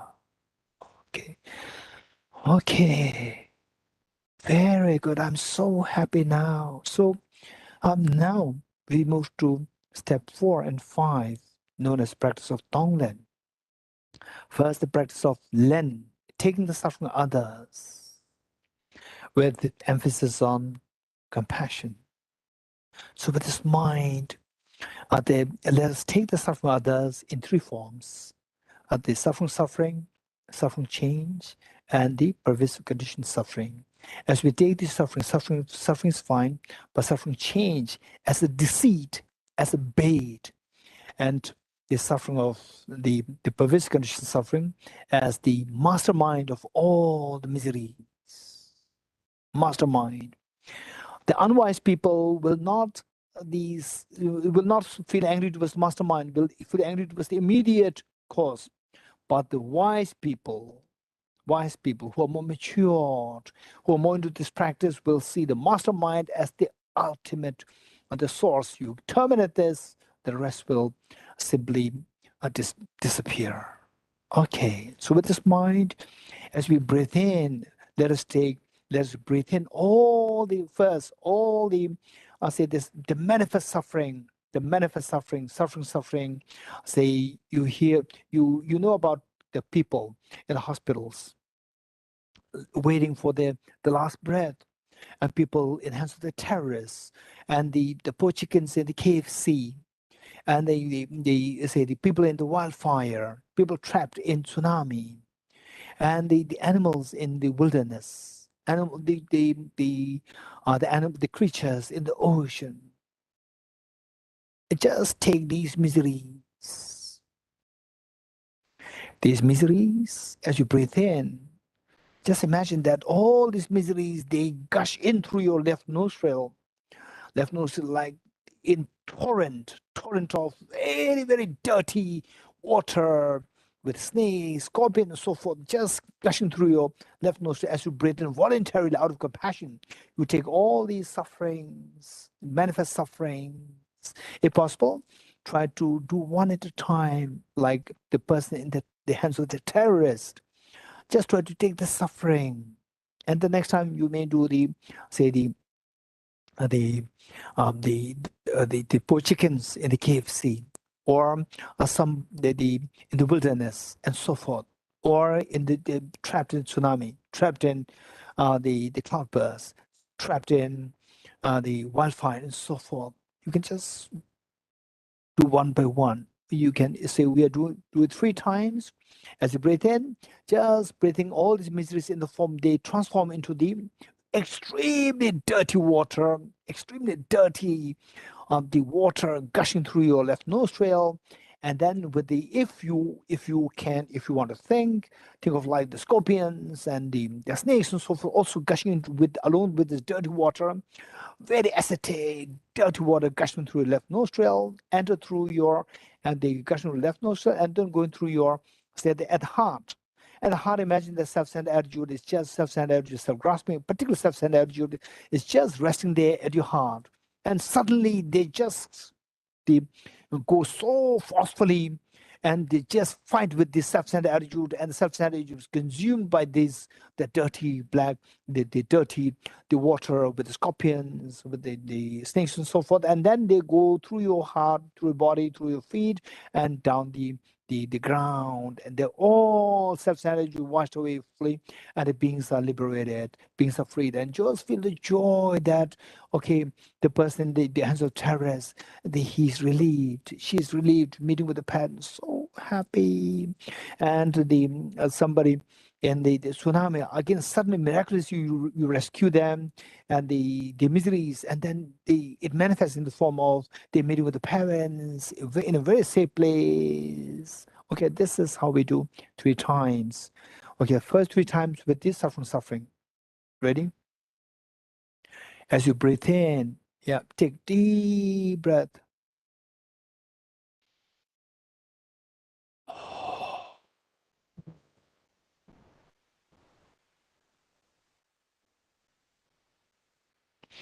As you breathe in, just take the suffering, and as you start to breathe out, then you imagine that you just go into the heart and fight with self-centered attitude, and self-centered attitude really consumed and eaten up fully, and they go down and cleansed. Okay, 3 times.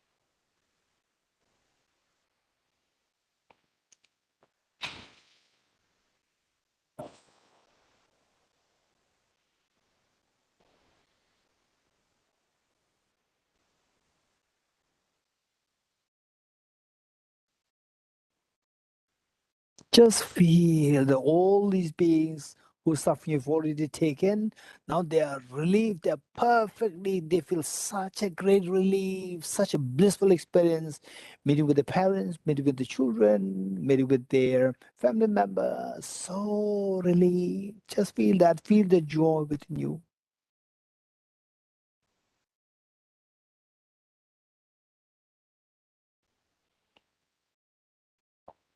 Okay, next let us take the suffering of change in the form of the bait, in the form of deception, in the form of bait.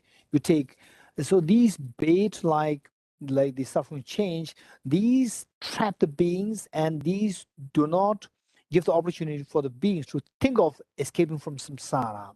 So this again is so vicious, in fact more vicious than the suffering. So let us take all the suffering change in the form of baits and take through in the form of the extremely dirty water gushing through your left nostril inside, then fighting consuming, eating up your self-centered attitude at your heart. And also just imagine the scorpions, they also eat your heart. Just feel that. And if you feel the fear there, this is actually combating the self-centered attitude. This is what is expected. You are very successful. You are fortunate if that is happening. A fear comes to you when you feel that now they are actually eating up your heart also. If the fear comes, you are very fortunate. Okay, 3 times.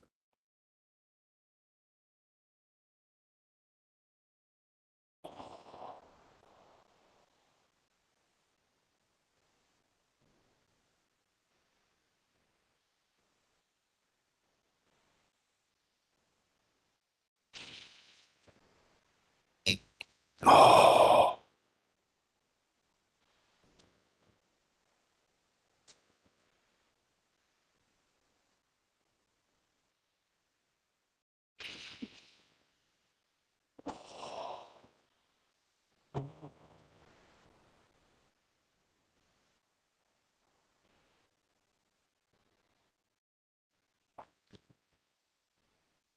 Just feel the joy that all the deceptions which trap the beings in the form of the baits are all removed, and now they become wise to think of how to get out of samsara altogether. Just feel that and feel the joy over this accomplishment.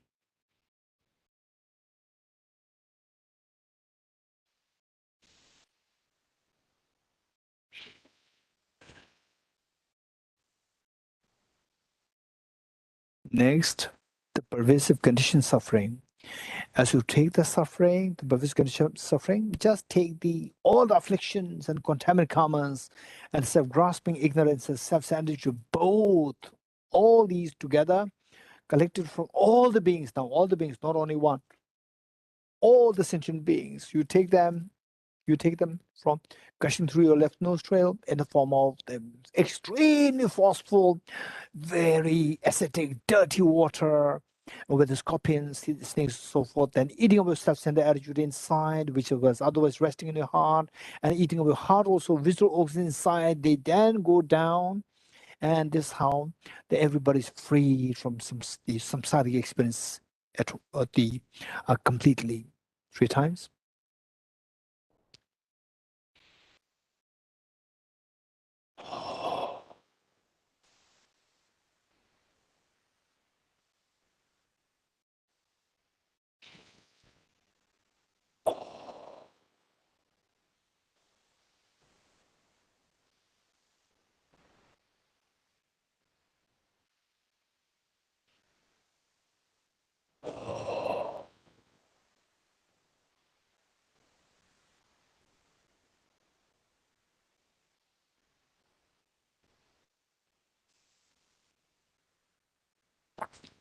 Okay, just feel the joy that all my dear mother sentient beings, they're now freed of all the contaminant karmas, afflictions, particularly self-grasping ignorance and self-centered attitude. And they just sigh with the relief. Just feel that joy within you.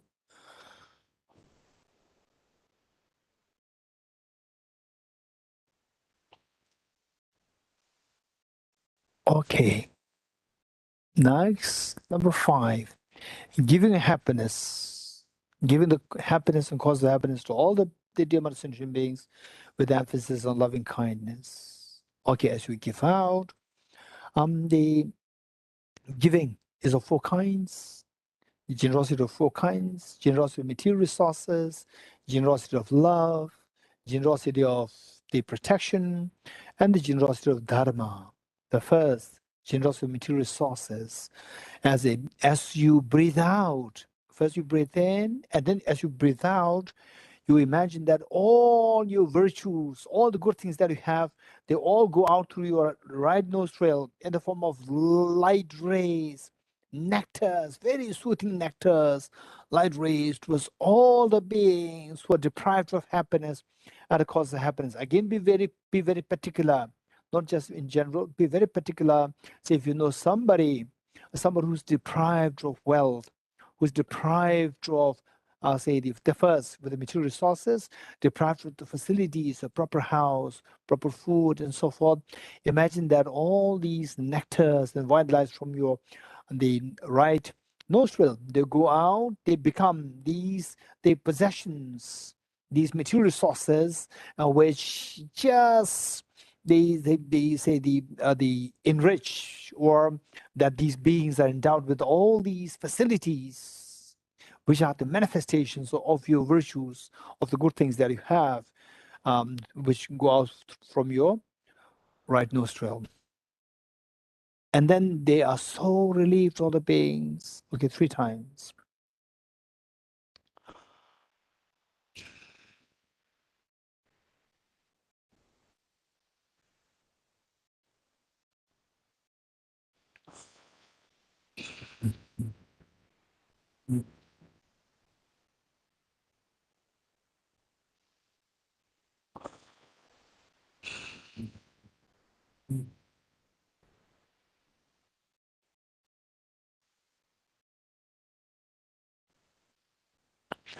Okay, now you feel the joy that you're able to provide all the facilities to those people who are deprived of the material resources.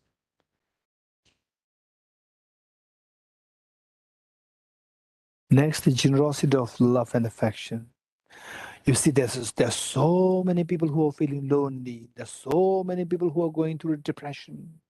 There are so many people who live in fears. Just imagine that as you breathe out, like with the nectar, some soothing light, they just go out, they manifest in the form of the Buddha Shakyamuni, Aramanjushri, Aratara, Aravalokiteshvara, and yourself in all these very appealing appearances, very compassionate appearances. And imagine that they're listening to all these people. They are consoling all of them, and they give assurance to all these people. They feel that, okay, no, there's somebody who loves me, who takes care of me, who listens to me. They feel so relieved, and they instantly say they're relieved. They instantly taken out. They are taken out of this depression, taken out of this fear. They feel so relieved. Okay, 3 times.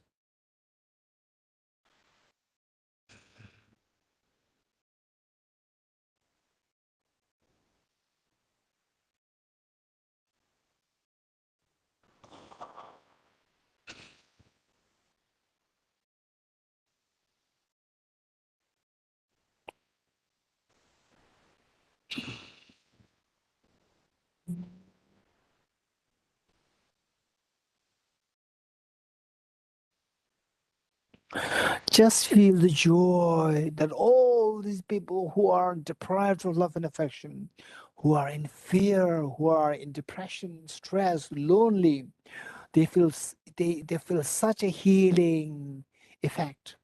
They feel so relieved, so healed. Instantly, they are freed from depression, anxiety. They come out of the depression. They feel so light. They start to have so sound sleep.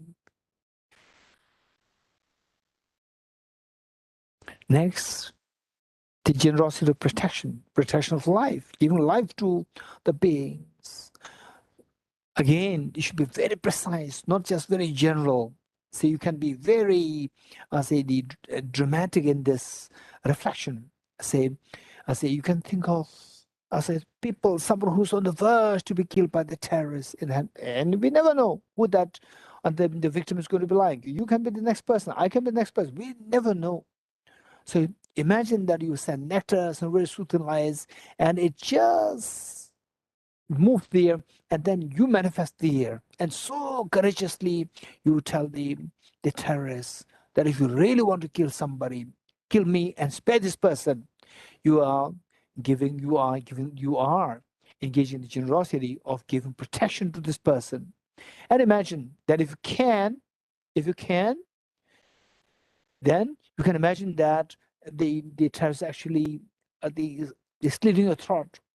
Or if you cannot think of that, just imagine that you are say, talking something nice to the terrorist, or giving some ransom to the ransom money to the terrorist, and that terrorist releases the person. And then in the case of the 5-star hotels, where the fish, the crabs, they're all being killed alive in the boiling oil. Just imagine that you're talking to the chef, talking to the owner of the hotel, that, okay, if you really want to kill the burn somebody in the boiling oil, please relieve this fish, relieve this the crab, and let me go in there. And if you can, imagine that, okay, then he exchanged between two of you, and the crab is relieved, the fish is relieved, they meet with the parents, with the children, they're so happy.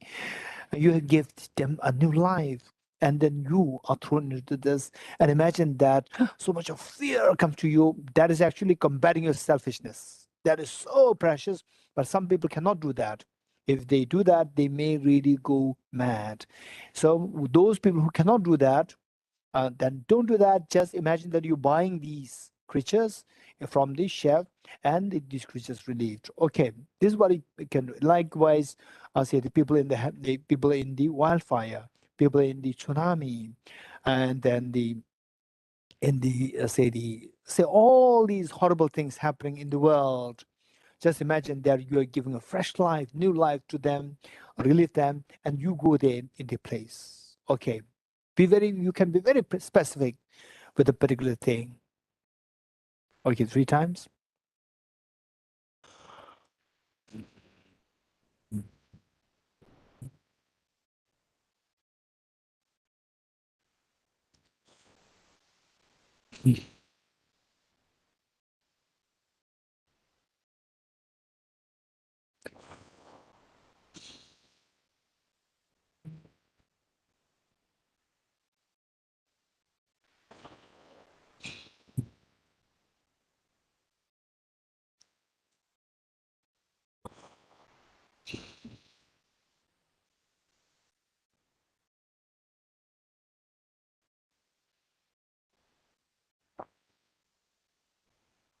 Okay, good. Next is the generosity of Dharma. And generosity of Dharma, there are so many ways of doing that, and I do that with four dharmas, which is very comprehensive. Generosity of the Dharma of renunciation, generosity of Dharma of the Bodhicitta, generosity of Dharma of the wisdom of emptiness, and the generosity of Dharma of the non-dual bliss, non-duality of the bliss and emptiness. 4. Okay.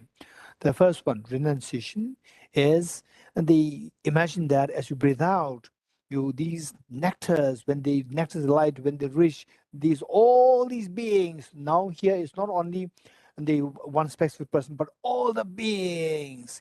Say these nectars, the mere touch with these beings, they manifest in the form of Arya Manjushri, Buddha Shakyamuni, Aravalokiteshvara, Arya Tara, and so forth. All these enlightened beings, and they give the teaching on the 4 seals.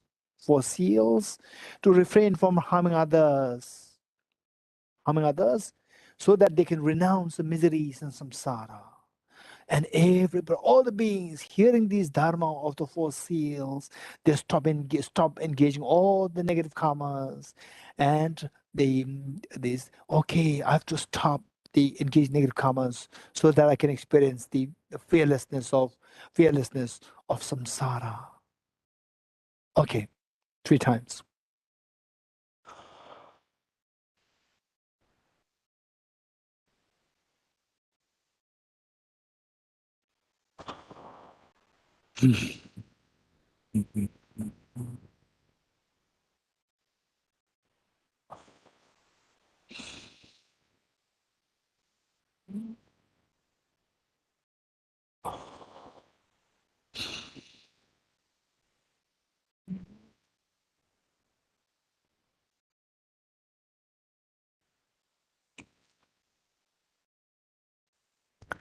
Okay, just imagine all the sentient beings, they generate a very strong sense of renunciation. I'll renounce all the miseries, I'll renounce all the negative karmas, I'll renounce harming others, I'll renounce afflictions, I'll renounce self-grasping ignorance, very strong determination comes which is renunciation. Amazing. You're so happy. You're so happy.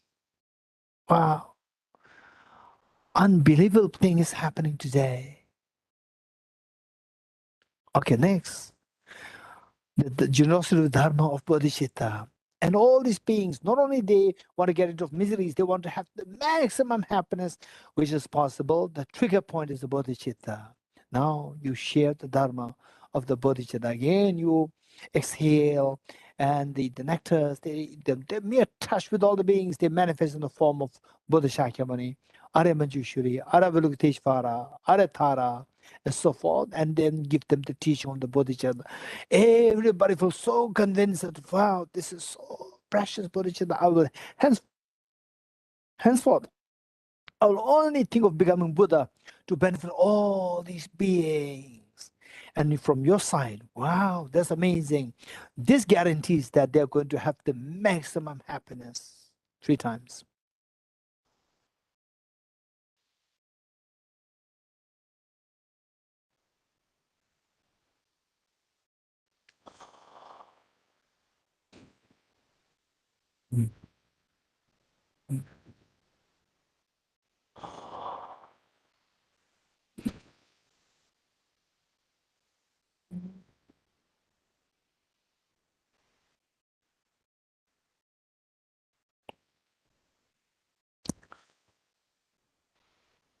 Wow, that's amazing, so precious. Just feel the joy that each one of them, they generate bodhicitta, making the commitment to become Buddha for the benefit of sentient beings. And from your side, you see that this is what the bodhicitta that they generate guarantees that they will have the infinite happiness very soon. That's amazing.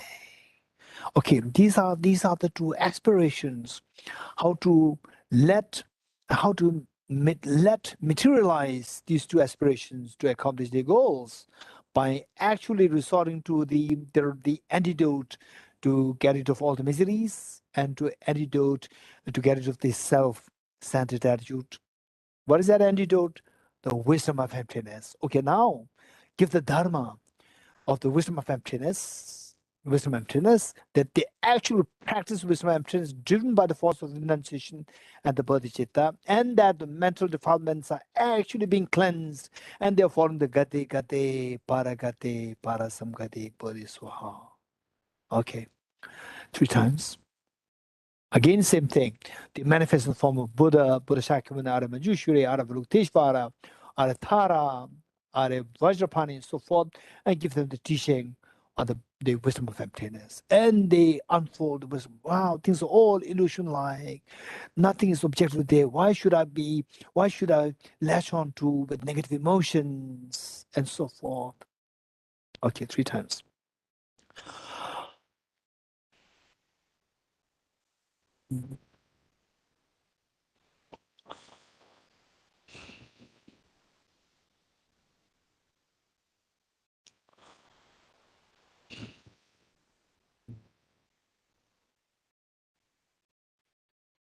Just feel the emptiness that you have meditated as the 3rd seal of the 4 seals before. And imagine the same experience is being dawned in the minds of all the dear sentient beings. That the real cleansing of the mind happens. Gadi is happening. The Buddha nature is becoming manifested fully. And you feel the joy over this wonder, the magic happening.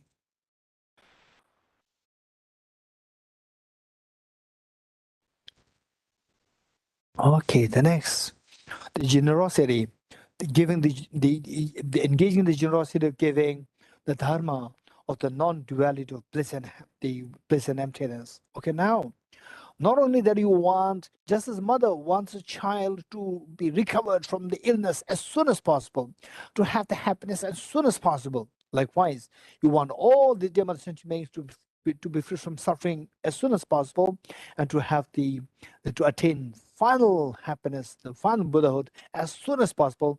For that, we need a system to expedite this path of the wisdom of emptiness, and this system is the system of Vajrayana, with the technique to invoke the non-duality of bliss and emptiness. Okay, If you don't have any clue of what is this non-dual of wisdom I'm telling, just imagine that I am just instilling in them the teaching to expedite their path of wisdom I'm telling, to cleanse the mind very quickly to attain Buddhahood 3 times. Again, with all the Bodhisattvas, they manifest there with your nectars flowing towards them. And then this teaching of the non-dual bliss emptiness happens 3 times.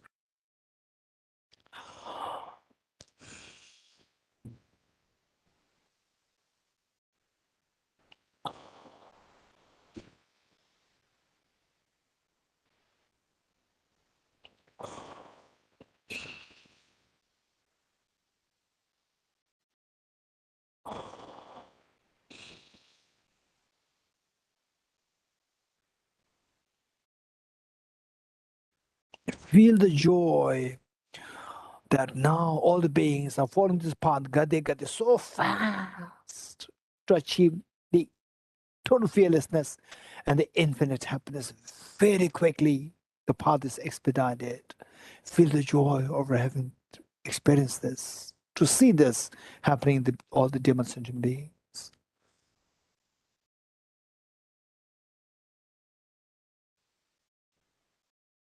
Okay. Step number 6. So up to this point, step number 5 is so important. Now, step number 6 is quicker.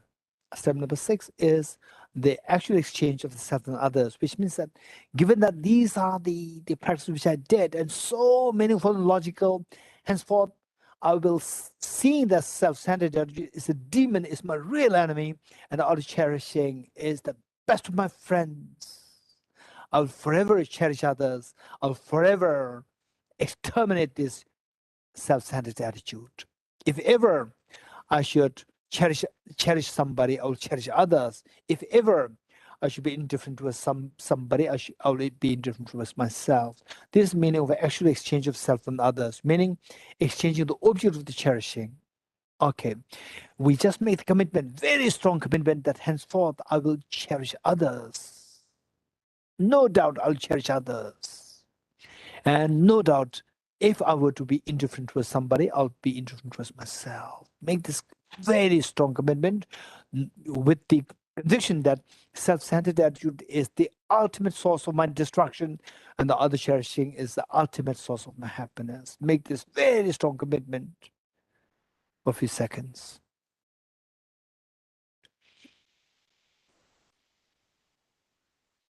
Sometimes when you make the commitment, just breathe very strongly. When you make the commitment, yes, I will cherish others.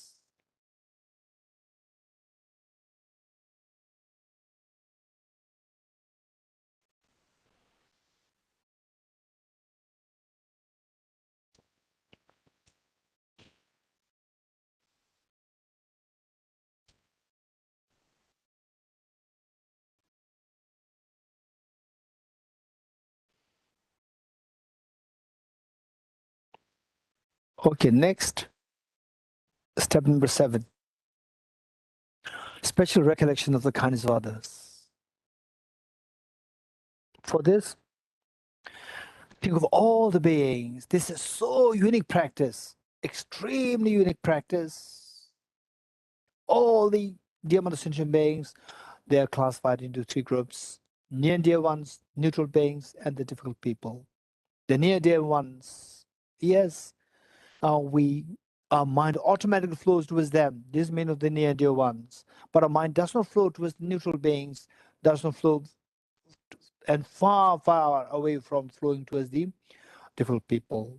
Okay, so this is something where you employ a technique whereby your mind will flow towards neutral beings and the difficult people even more forcefully than how your mind flows towards your near and dear ones. This is why this is known as the special recollection of the kindness of others. It's a special part, a special technique. Okay, first, the recollection of this, the special recollection of the kindness of the neutral beings. Okay, try to reinforce, try to invoke the respective experience to the best you can. Okay. visualize, try to remember, recollect, recall a situation where you are trapped in a very, very, very difficult situation, so traumatic and painful, and somebody comes to rescue you. And if not for that person, you've been acute, either dead or acute injured or very, very badly mentally injured. Just think of this situation.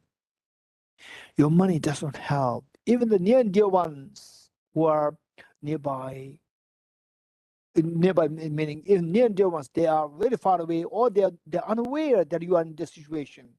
And suddenly somebody came and rescued you. Just imagine that situation.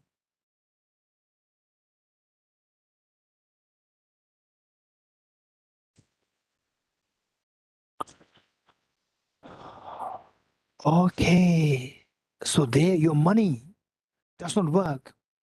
Even the near and dear ones who love you so much, who is ready to give their lives for you, even that person unaware of you. Only somebody's help rescued you. Otherwise, you would have been dead, or terribly badly traumatized, or terribly badly injured. Your money doesn't work. Your power doesn't work. It's only the mercy of somebody else that you are rescued. Just think of that situation. Okay, with this in mind, let's think about the simple food that you eat. A sandwich, or any food, that you like in a five-star hotel, or the homemade food. Some people crave for homemade food. Just think of that. Before eating this, think of that. This food came from the kitchen. There is a cook, either yourself or somebody there. And these ingredients came from the shops. There should be a shopkeeper there. And these ingredients, they in the shop came from the factories. There should be a car, the lorry, the truck to bring this there. And there's a driver there. And the lorry, there's a driver there. And the factory, the raw materials come from the agricultural, the farmers. How many farmers are there? The farmer's life is so difficult. And these farmers, they have to eat something. They have to depend on so many other things. And these things from the agricultural farm to the factory came by the trucks. And the trucks are made of metals, made of wood. And trucks are made also, they need petrol. And they have to run on the road. There are so many thousands of people who were involved in constructing those roads. They're not ready-made. They're not created by the Buddha. They're not created by any agent. They're created by the human labor. And those people who are creating those roads in acute cold places, there's no heating system in the air, suspended in the air. In the acute hot places, there's no the cooling system in the air suspended to give the cool.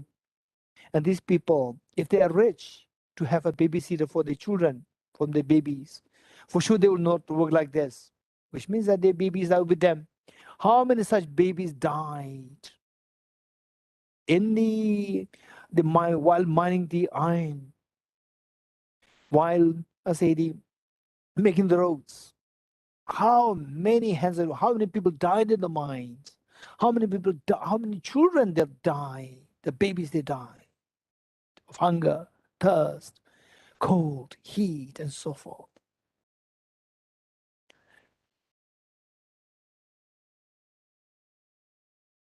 And each of these farmers, again, they have to depend on so many other things, like the food, the materials for example, like the house and so forth. All these materials, again, so many millions hands are involved, billions hands are involved, generations involved, that finally we're having this one plate. Just behind this plate, see all these millions and billions hands, how many people died. Electricity involved, hydroelectricity involved, and making these dams, how many people died. And some dams, they explode, and how many people they have been flooded to death. All these, in fact, billions of people's hands are involved there, let alone the tiny insects, the creatures, how many of them died. And this is because of them that this food is on the table. Yes, that's very true. Do you know these people? I don't know them. And if this is a process, how I get this food, even my mother cannot provide this food for me. And it is these billions of the people involved, generations after generations, that this food came on this earth. Do you know these people? I don't know them. These are the neutral people. It is because of these neutral people that you're getting this food. The aeroplane with which we so comfortably fly from one place to another place. The heating system, the cooling system, the pens, even the pens, the gadgets, even the universities, even the colleges, every institution that we have now is all because of the effort of the billions of people there. How do you know these people? No. Just think of one pen. Today, we just get it for like Indian rupees, 10 rupees. The American dollar is like few cents. Few cents, we get this pen. Imagine if this pen were to exist 1,000 years ago, 2,000 years ago. This is a luxury. This is going to be like a treasure of the kings. They will take pride in this. They will put it, go into the treasure house. But we get it so cheap. How come that we get it so cheap? In the first place, all these technologies developed over many generations. It's not one generation.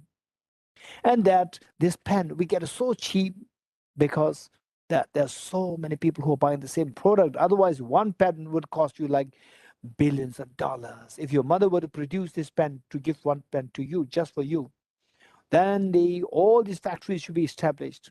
All these mining should be done. All the metal should come from the mine. Then the plastics should come from the petroleum. Billions and trillions of dollars involved. It's impossible that your mother can give that. But how come that you get this? All these billions of people, generations after generations. And today, so many people buying the same product that you're getting is so cheap. Do you know these people? No, I don't know these people. If I were to use the feather, which the people, those even the kings and the queens, they used to, they have only this feather to write something. If you have to use this, no way, I cannot do this. And today we don't even use the pens. We have all these gadgets, and these gadgets, how many generations were involved to come to this level of the advancement of the gadgets. So many generations involved, and each generation, billions and billions of people hands are involved. You know these people? No. Every single item that we're enjoying is because of the involvement of the millions and billions of people's hands. These are neutral people. Without these, even though we may say, no, I paid it, I bought it, I paid 10 rupees and I got this pen. Yes, remember that. Your bank does not work. Your bank deposit does not work when you are in such a critical situation where even your near and dear ones, they do not know that you are in such that tragic situation. So there, only then you will realize that contributions to the people to make these things happen, they are so precious. And these enormous, the massive, the benefit, like the aeroplanes, so forth, which your near and dear ones cannot provide, only your, say, the neutral beings provide. We should be feeling so grateful to them only when we realize that because that I cannot travel, I have to travel and walk, that I have to walk to like a few kilometers before I reached the place, my mother passed away, my father passed away. Now aeroplanes are there. You can cross like thousands of kilometers, and you can meet with your parents. You can save the life of your parents. I lost my mother simply because of the lack of the medical facilities. That's it. If she were to be today with the same problem, it could have been healed, recovered so quickly, could have been treated so easily within a few days. I lost my mother because of lack of facilities then. So this is not that I paid and therefore, no. It's involvement of these. I can also pay, but in those days, there's no facilities there in that particular area. Even though you have the bank deposits, nothing works there. It is only the involvement of the people, the beings, the neutral beings, that you reap the benefit. Okay, yes, that's very true. I should be feeling so grateful to each and every being, neutral beings. You go in the street so confidently, and at times you may feel angry, little agitated, somebody honks the car. Just imagine if the street is totally empty with nobody there, nobody even honking, nobody, everything's pin drop silent. What is going to be feeling? You'll be you'll be paranoid, you'll be so scared, so much of fear. You'll be in the grip of fear because anybody can come and kill you. Why? That you can so confidently go out there. It's because that these people are there who honk there, because this person that people are around, they don't dare to kill you. So these people, do you know them? I don't know them. These are neutral people. They give you security. Every little thing, that the benefit that you get, the confidence that you get, is all because of the neutral people. We should be feeling so grateful to all these neutral people. These benefits, your mother cannot give, your husband cannot give, your wife cannot give, your children cannot give.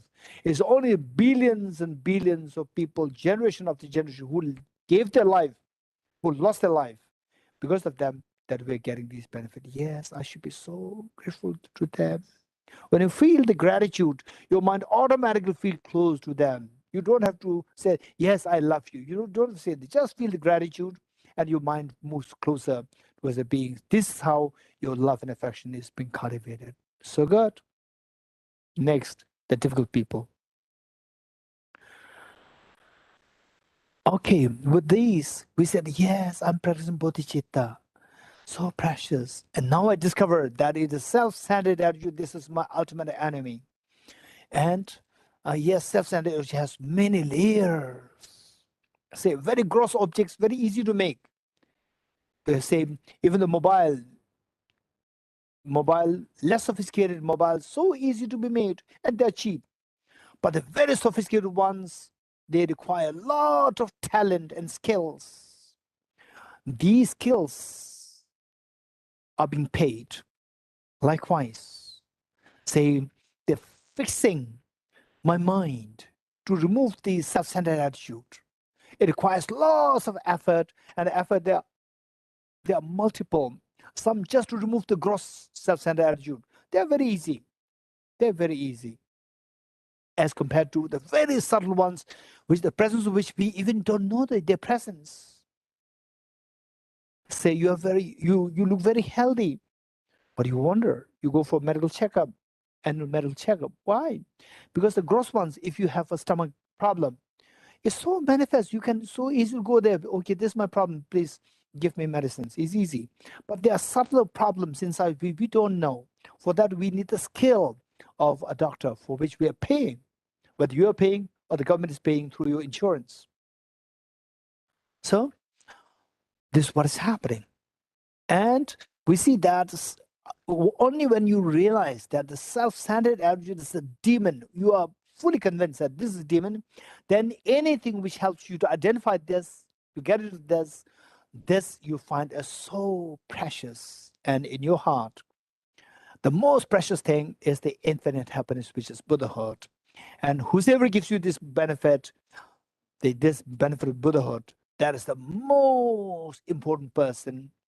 Because if somebody gives you $10, somebody gives you $1,000, somebody gives you $1 billion, who you will consider as with who you, generally speaking, to whom your mind will move the closest. Of course, the one who gives you the maximum, the amount.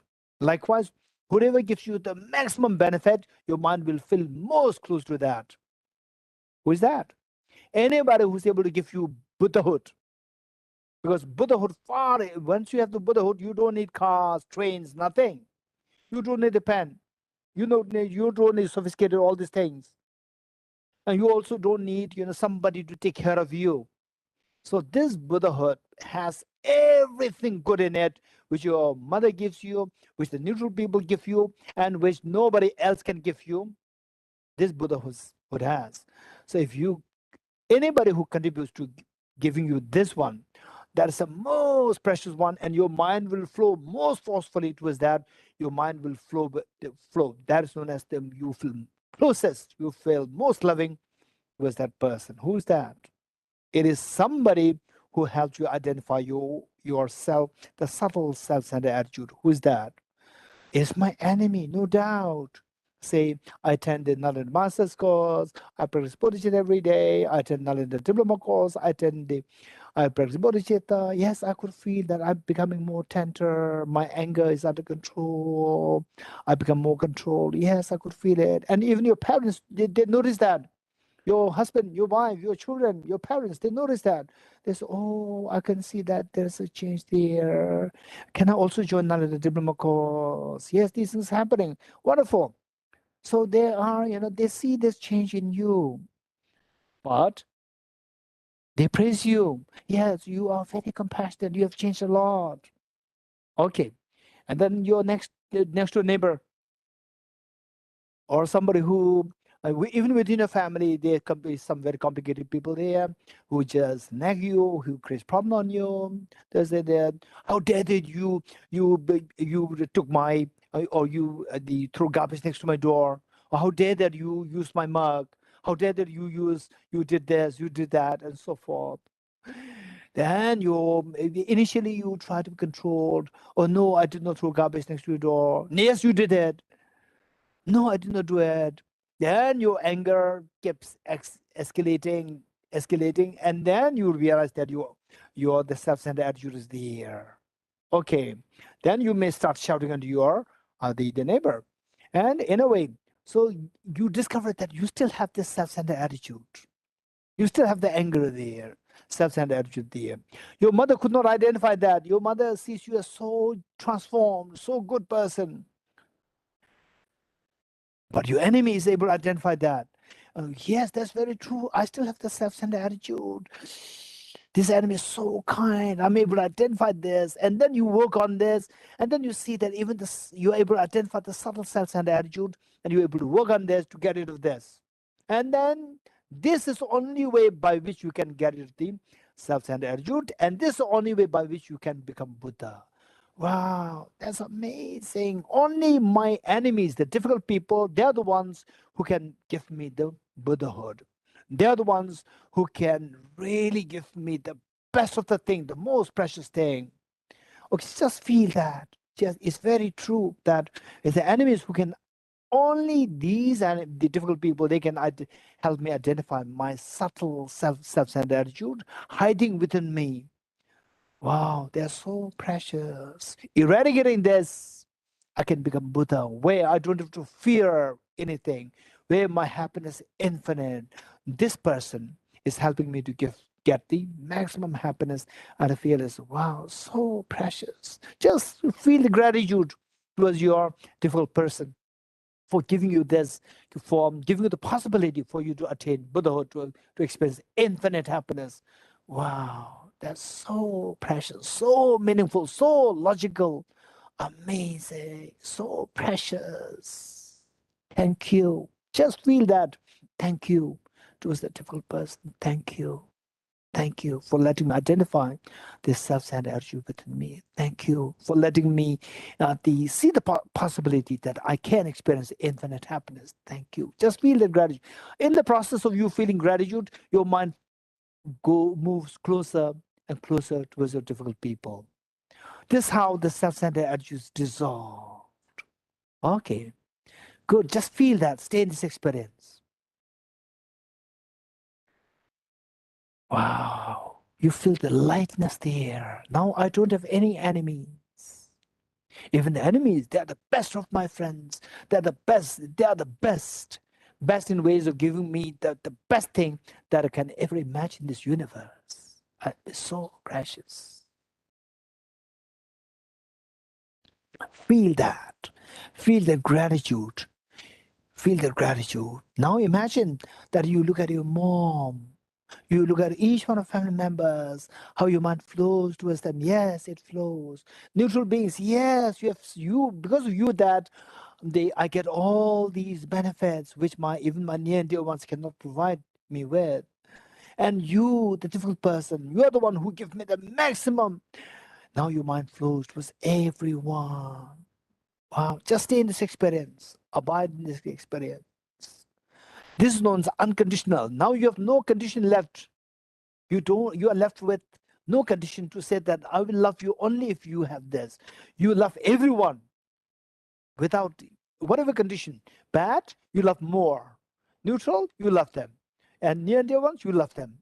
Under every condition you love. This is known as unconditional. Wow, now I'm feeling unconditional love. So precious. Yes. Yes.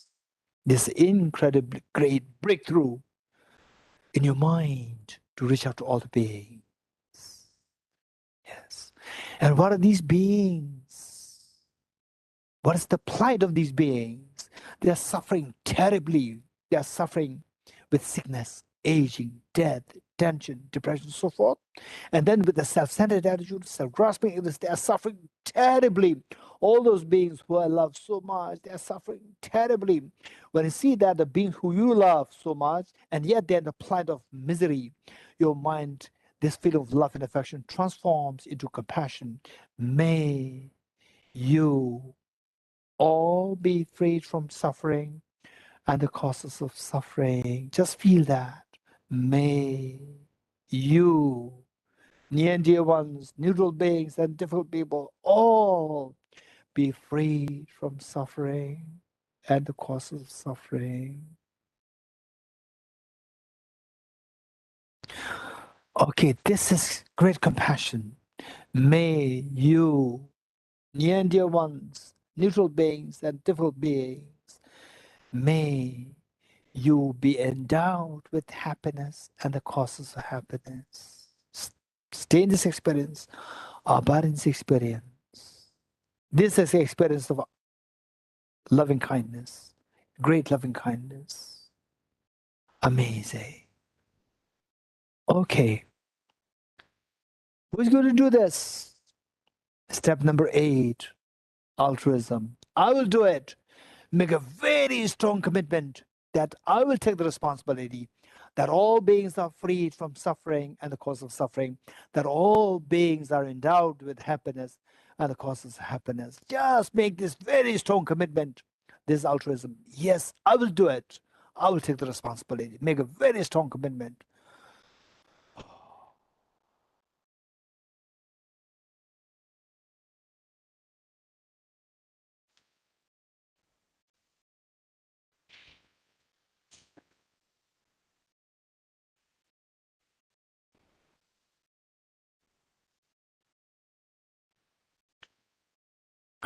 Okay, how are you going to do this next question?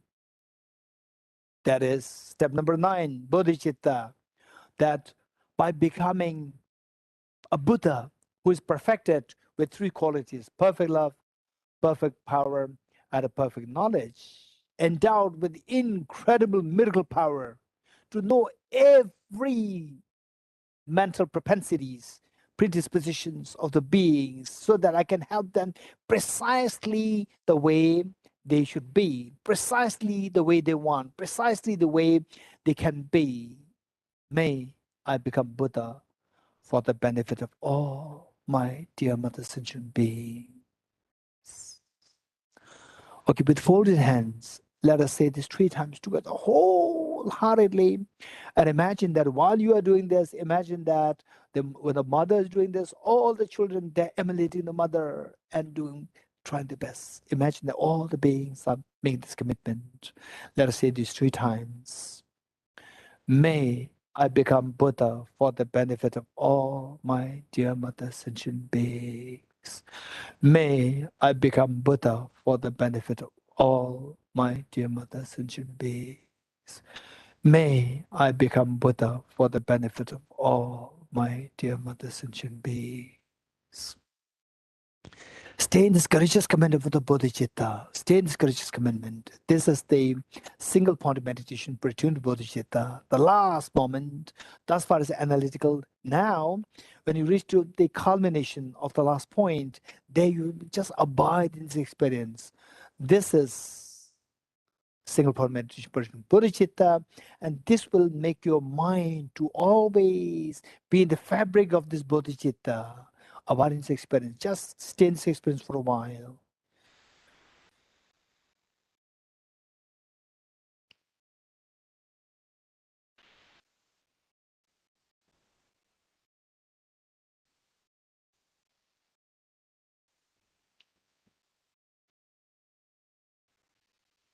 Okay, slowly transform this bodhicitta into a spotlessly clean white moon disk.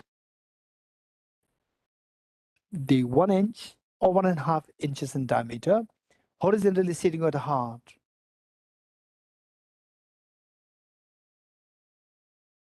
And quickly retrieve the experience of emptiness which you meditated before, that how am I going to become Buddha?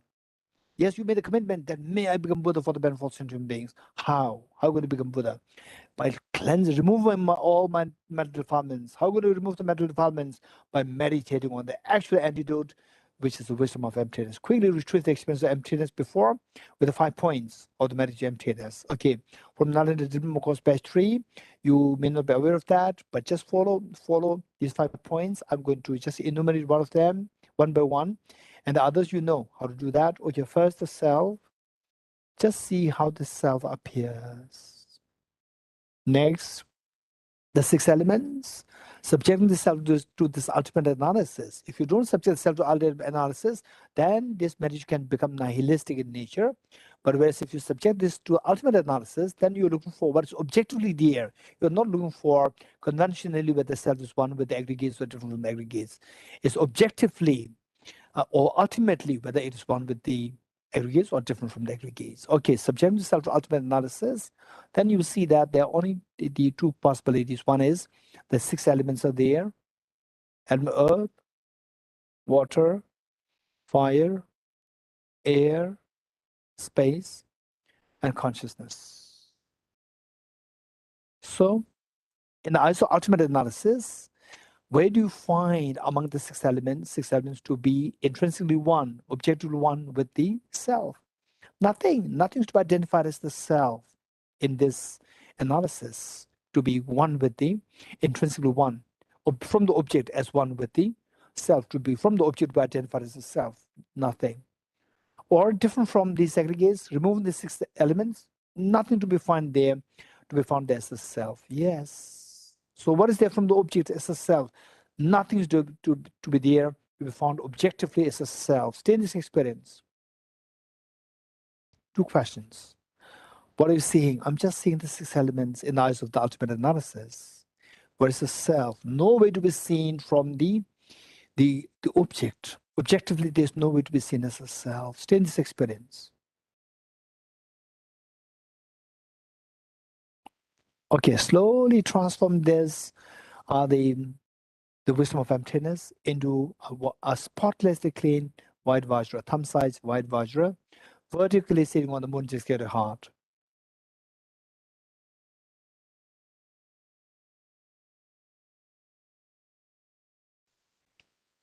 Okay, with tremendous compassion towards all the dear mother sentient beings, multiply this vajra moon at your heart. That could also have, but Infinite number. they were in a crazy hurry. I'm thinking like 3rd week of August. Multiply the infinite number of times. And share one set of the vajra moon at the heart of your mother. Another set at the heart of your dad. Still another set with each of family members including your children, and share each with each and every human being, animals, insects, hungry ghosts, hell beings, god and goddesses, spirits, Gandharvas, Asuras, and all the beings living outside. Okay, with this mind, we'll recite these 3 verses together. 3 verses together. Imagine that you are inspiring all the beings, and all beings are happily joining you in this recitation. Kunjabla. 3 verses. Screen sharing.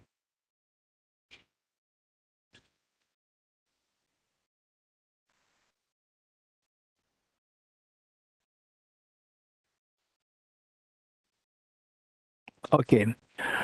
The Buddhas and Bodhisattvas are watching us with so much of joy and happiness today that you have actually practiced Bodhicitta with these 9 steps. And all your dear mothers and beings, they are joining you, your parents, your children, and all dear mothers and beings living on the side. And you are inspiring all of them to join you, and they happily join you. Let's read this together. I go for refuge to the Triple Gem. I confess the negativities individually. I rejoice in the virtues of all the beings. I hold the precious Buddha in my heart. I go for refuge to the Triple Gem. I confess the negativities individually. I rejoice in the virtues of all the beings. I hold the precious Buddha in my heart. I go for refuge to the Triple Gem. I confess the negativities individually. I rejoice in the virtues of all the beings. I hold the precious Buddha in my heart. Gurus, Buddhas, and Bodhisattvas, please be here to me. Just as previous Buddhas have generated the mind of Bodhicitta, and just as they successfully dwell in the Bodhisattva practices, likewise for the benefit of all sentient beings, I will generate the mind of Bodhicitta, and likewise shall I do successfully follow the Bodhisattva practices. Gurus, Buddhas, and Bodhisattvas, please be here to me. Just as previous Buddhas have generated the mind of Bodhicitta, and just as they successfully dwell in the Bodhisattva practices, likewise for the benefit of all sentient beings, I will generate the mind of Bodhicitta, and likewise shall I do successfully follow the Bodhisattva practices. Gurus, Buddhas, and Bodhisattvas, please pay heed to me. Just as the previous Buddhas have generated the mind of Bodhicitta, just as they successfully dwell in the Bodhisattva practices, likewise for the benefit of all sentient beings, I will generate the mind of Bodhicitta, and likewise shall I do successfully follow the Bodhisattva practices. Now imagine that all the Buddhas and Bodhisattvas, they're so proud and happy with you that you have generated Bodhicitta, wisdom emptiness, the 2 Bodhicittas, conventional Bodhicitta, which is the moon disk, ultimate Bodhicitta, the Vajra, and you shared with all the beings, the Buddhas, Bodhisattvas, they're so happy, and the Vajra moon at their hearts, they multiply infinite number of times. Like rain shower in mirage, they descend to merge with the one that visualize at your heart, thereby stabilizing, becoming non-dual, and blessed. Likewise, all the Vajra moon, the full-fledged version of the Vajra moon from all the Buddhas, Bodhisattvas, they descend to merge with the one that visualize the heart of mother, father, each one of your family members, including children, and all the dear sentient beings, thereby becoming non-dual, stabilized, and blessed.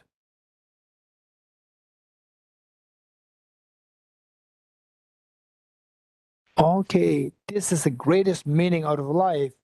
You've extracted this greatest meaning, this greatest of the gift that you make to all the sentient beings. You did it, and this greatest offering that potentially they can possibly think of to make to all the Buddhas, Bodhisattvas.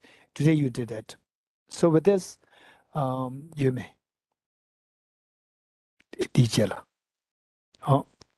We'll recite the next verse in order to connect with this teaching on Bodhicitta, practice of Bodhicitta in the future lifetimes as well. The blaze of non-dual Bodhicittas. 50 kore. Oh, dijala. Okay. Well, let's recite this 3 times. That we meet with the true precious Bodhicittas even in the future lifetimes. Throughout my future lifetimes, may I always be guided by the compassionate Buddha and be able to uphold the true precious Bodhicittas even at the cosmic life.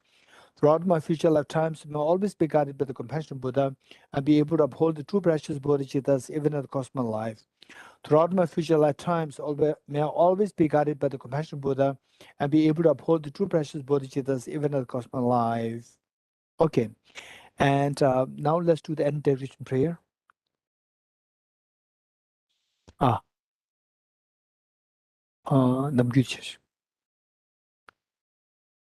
Okay, let us do the declaration prayer. I request Wichengla, you like to do it? Wichengla?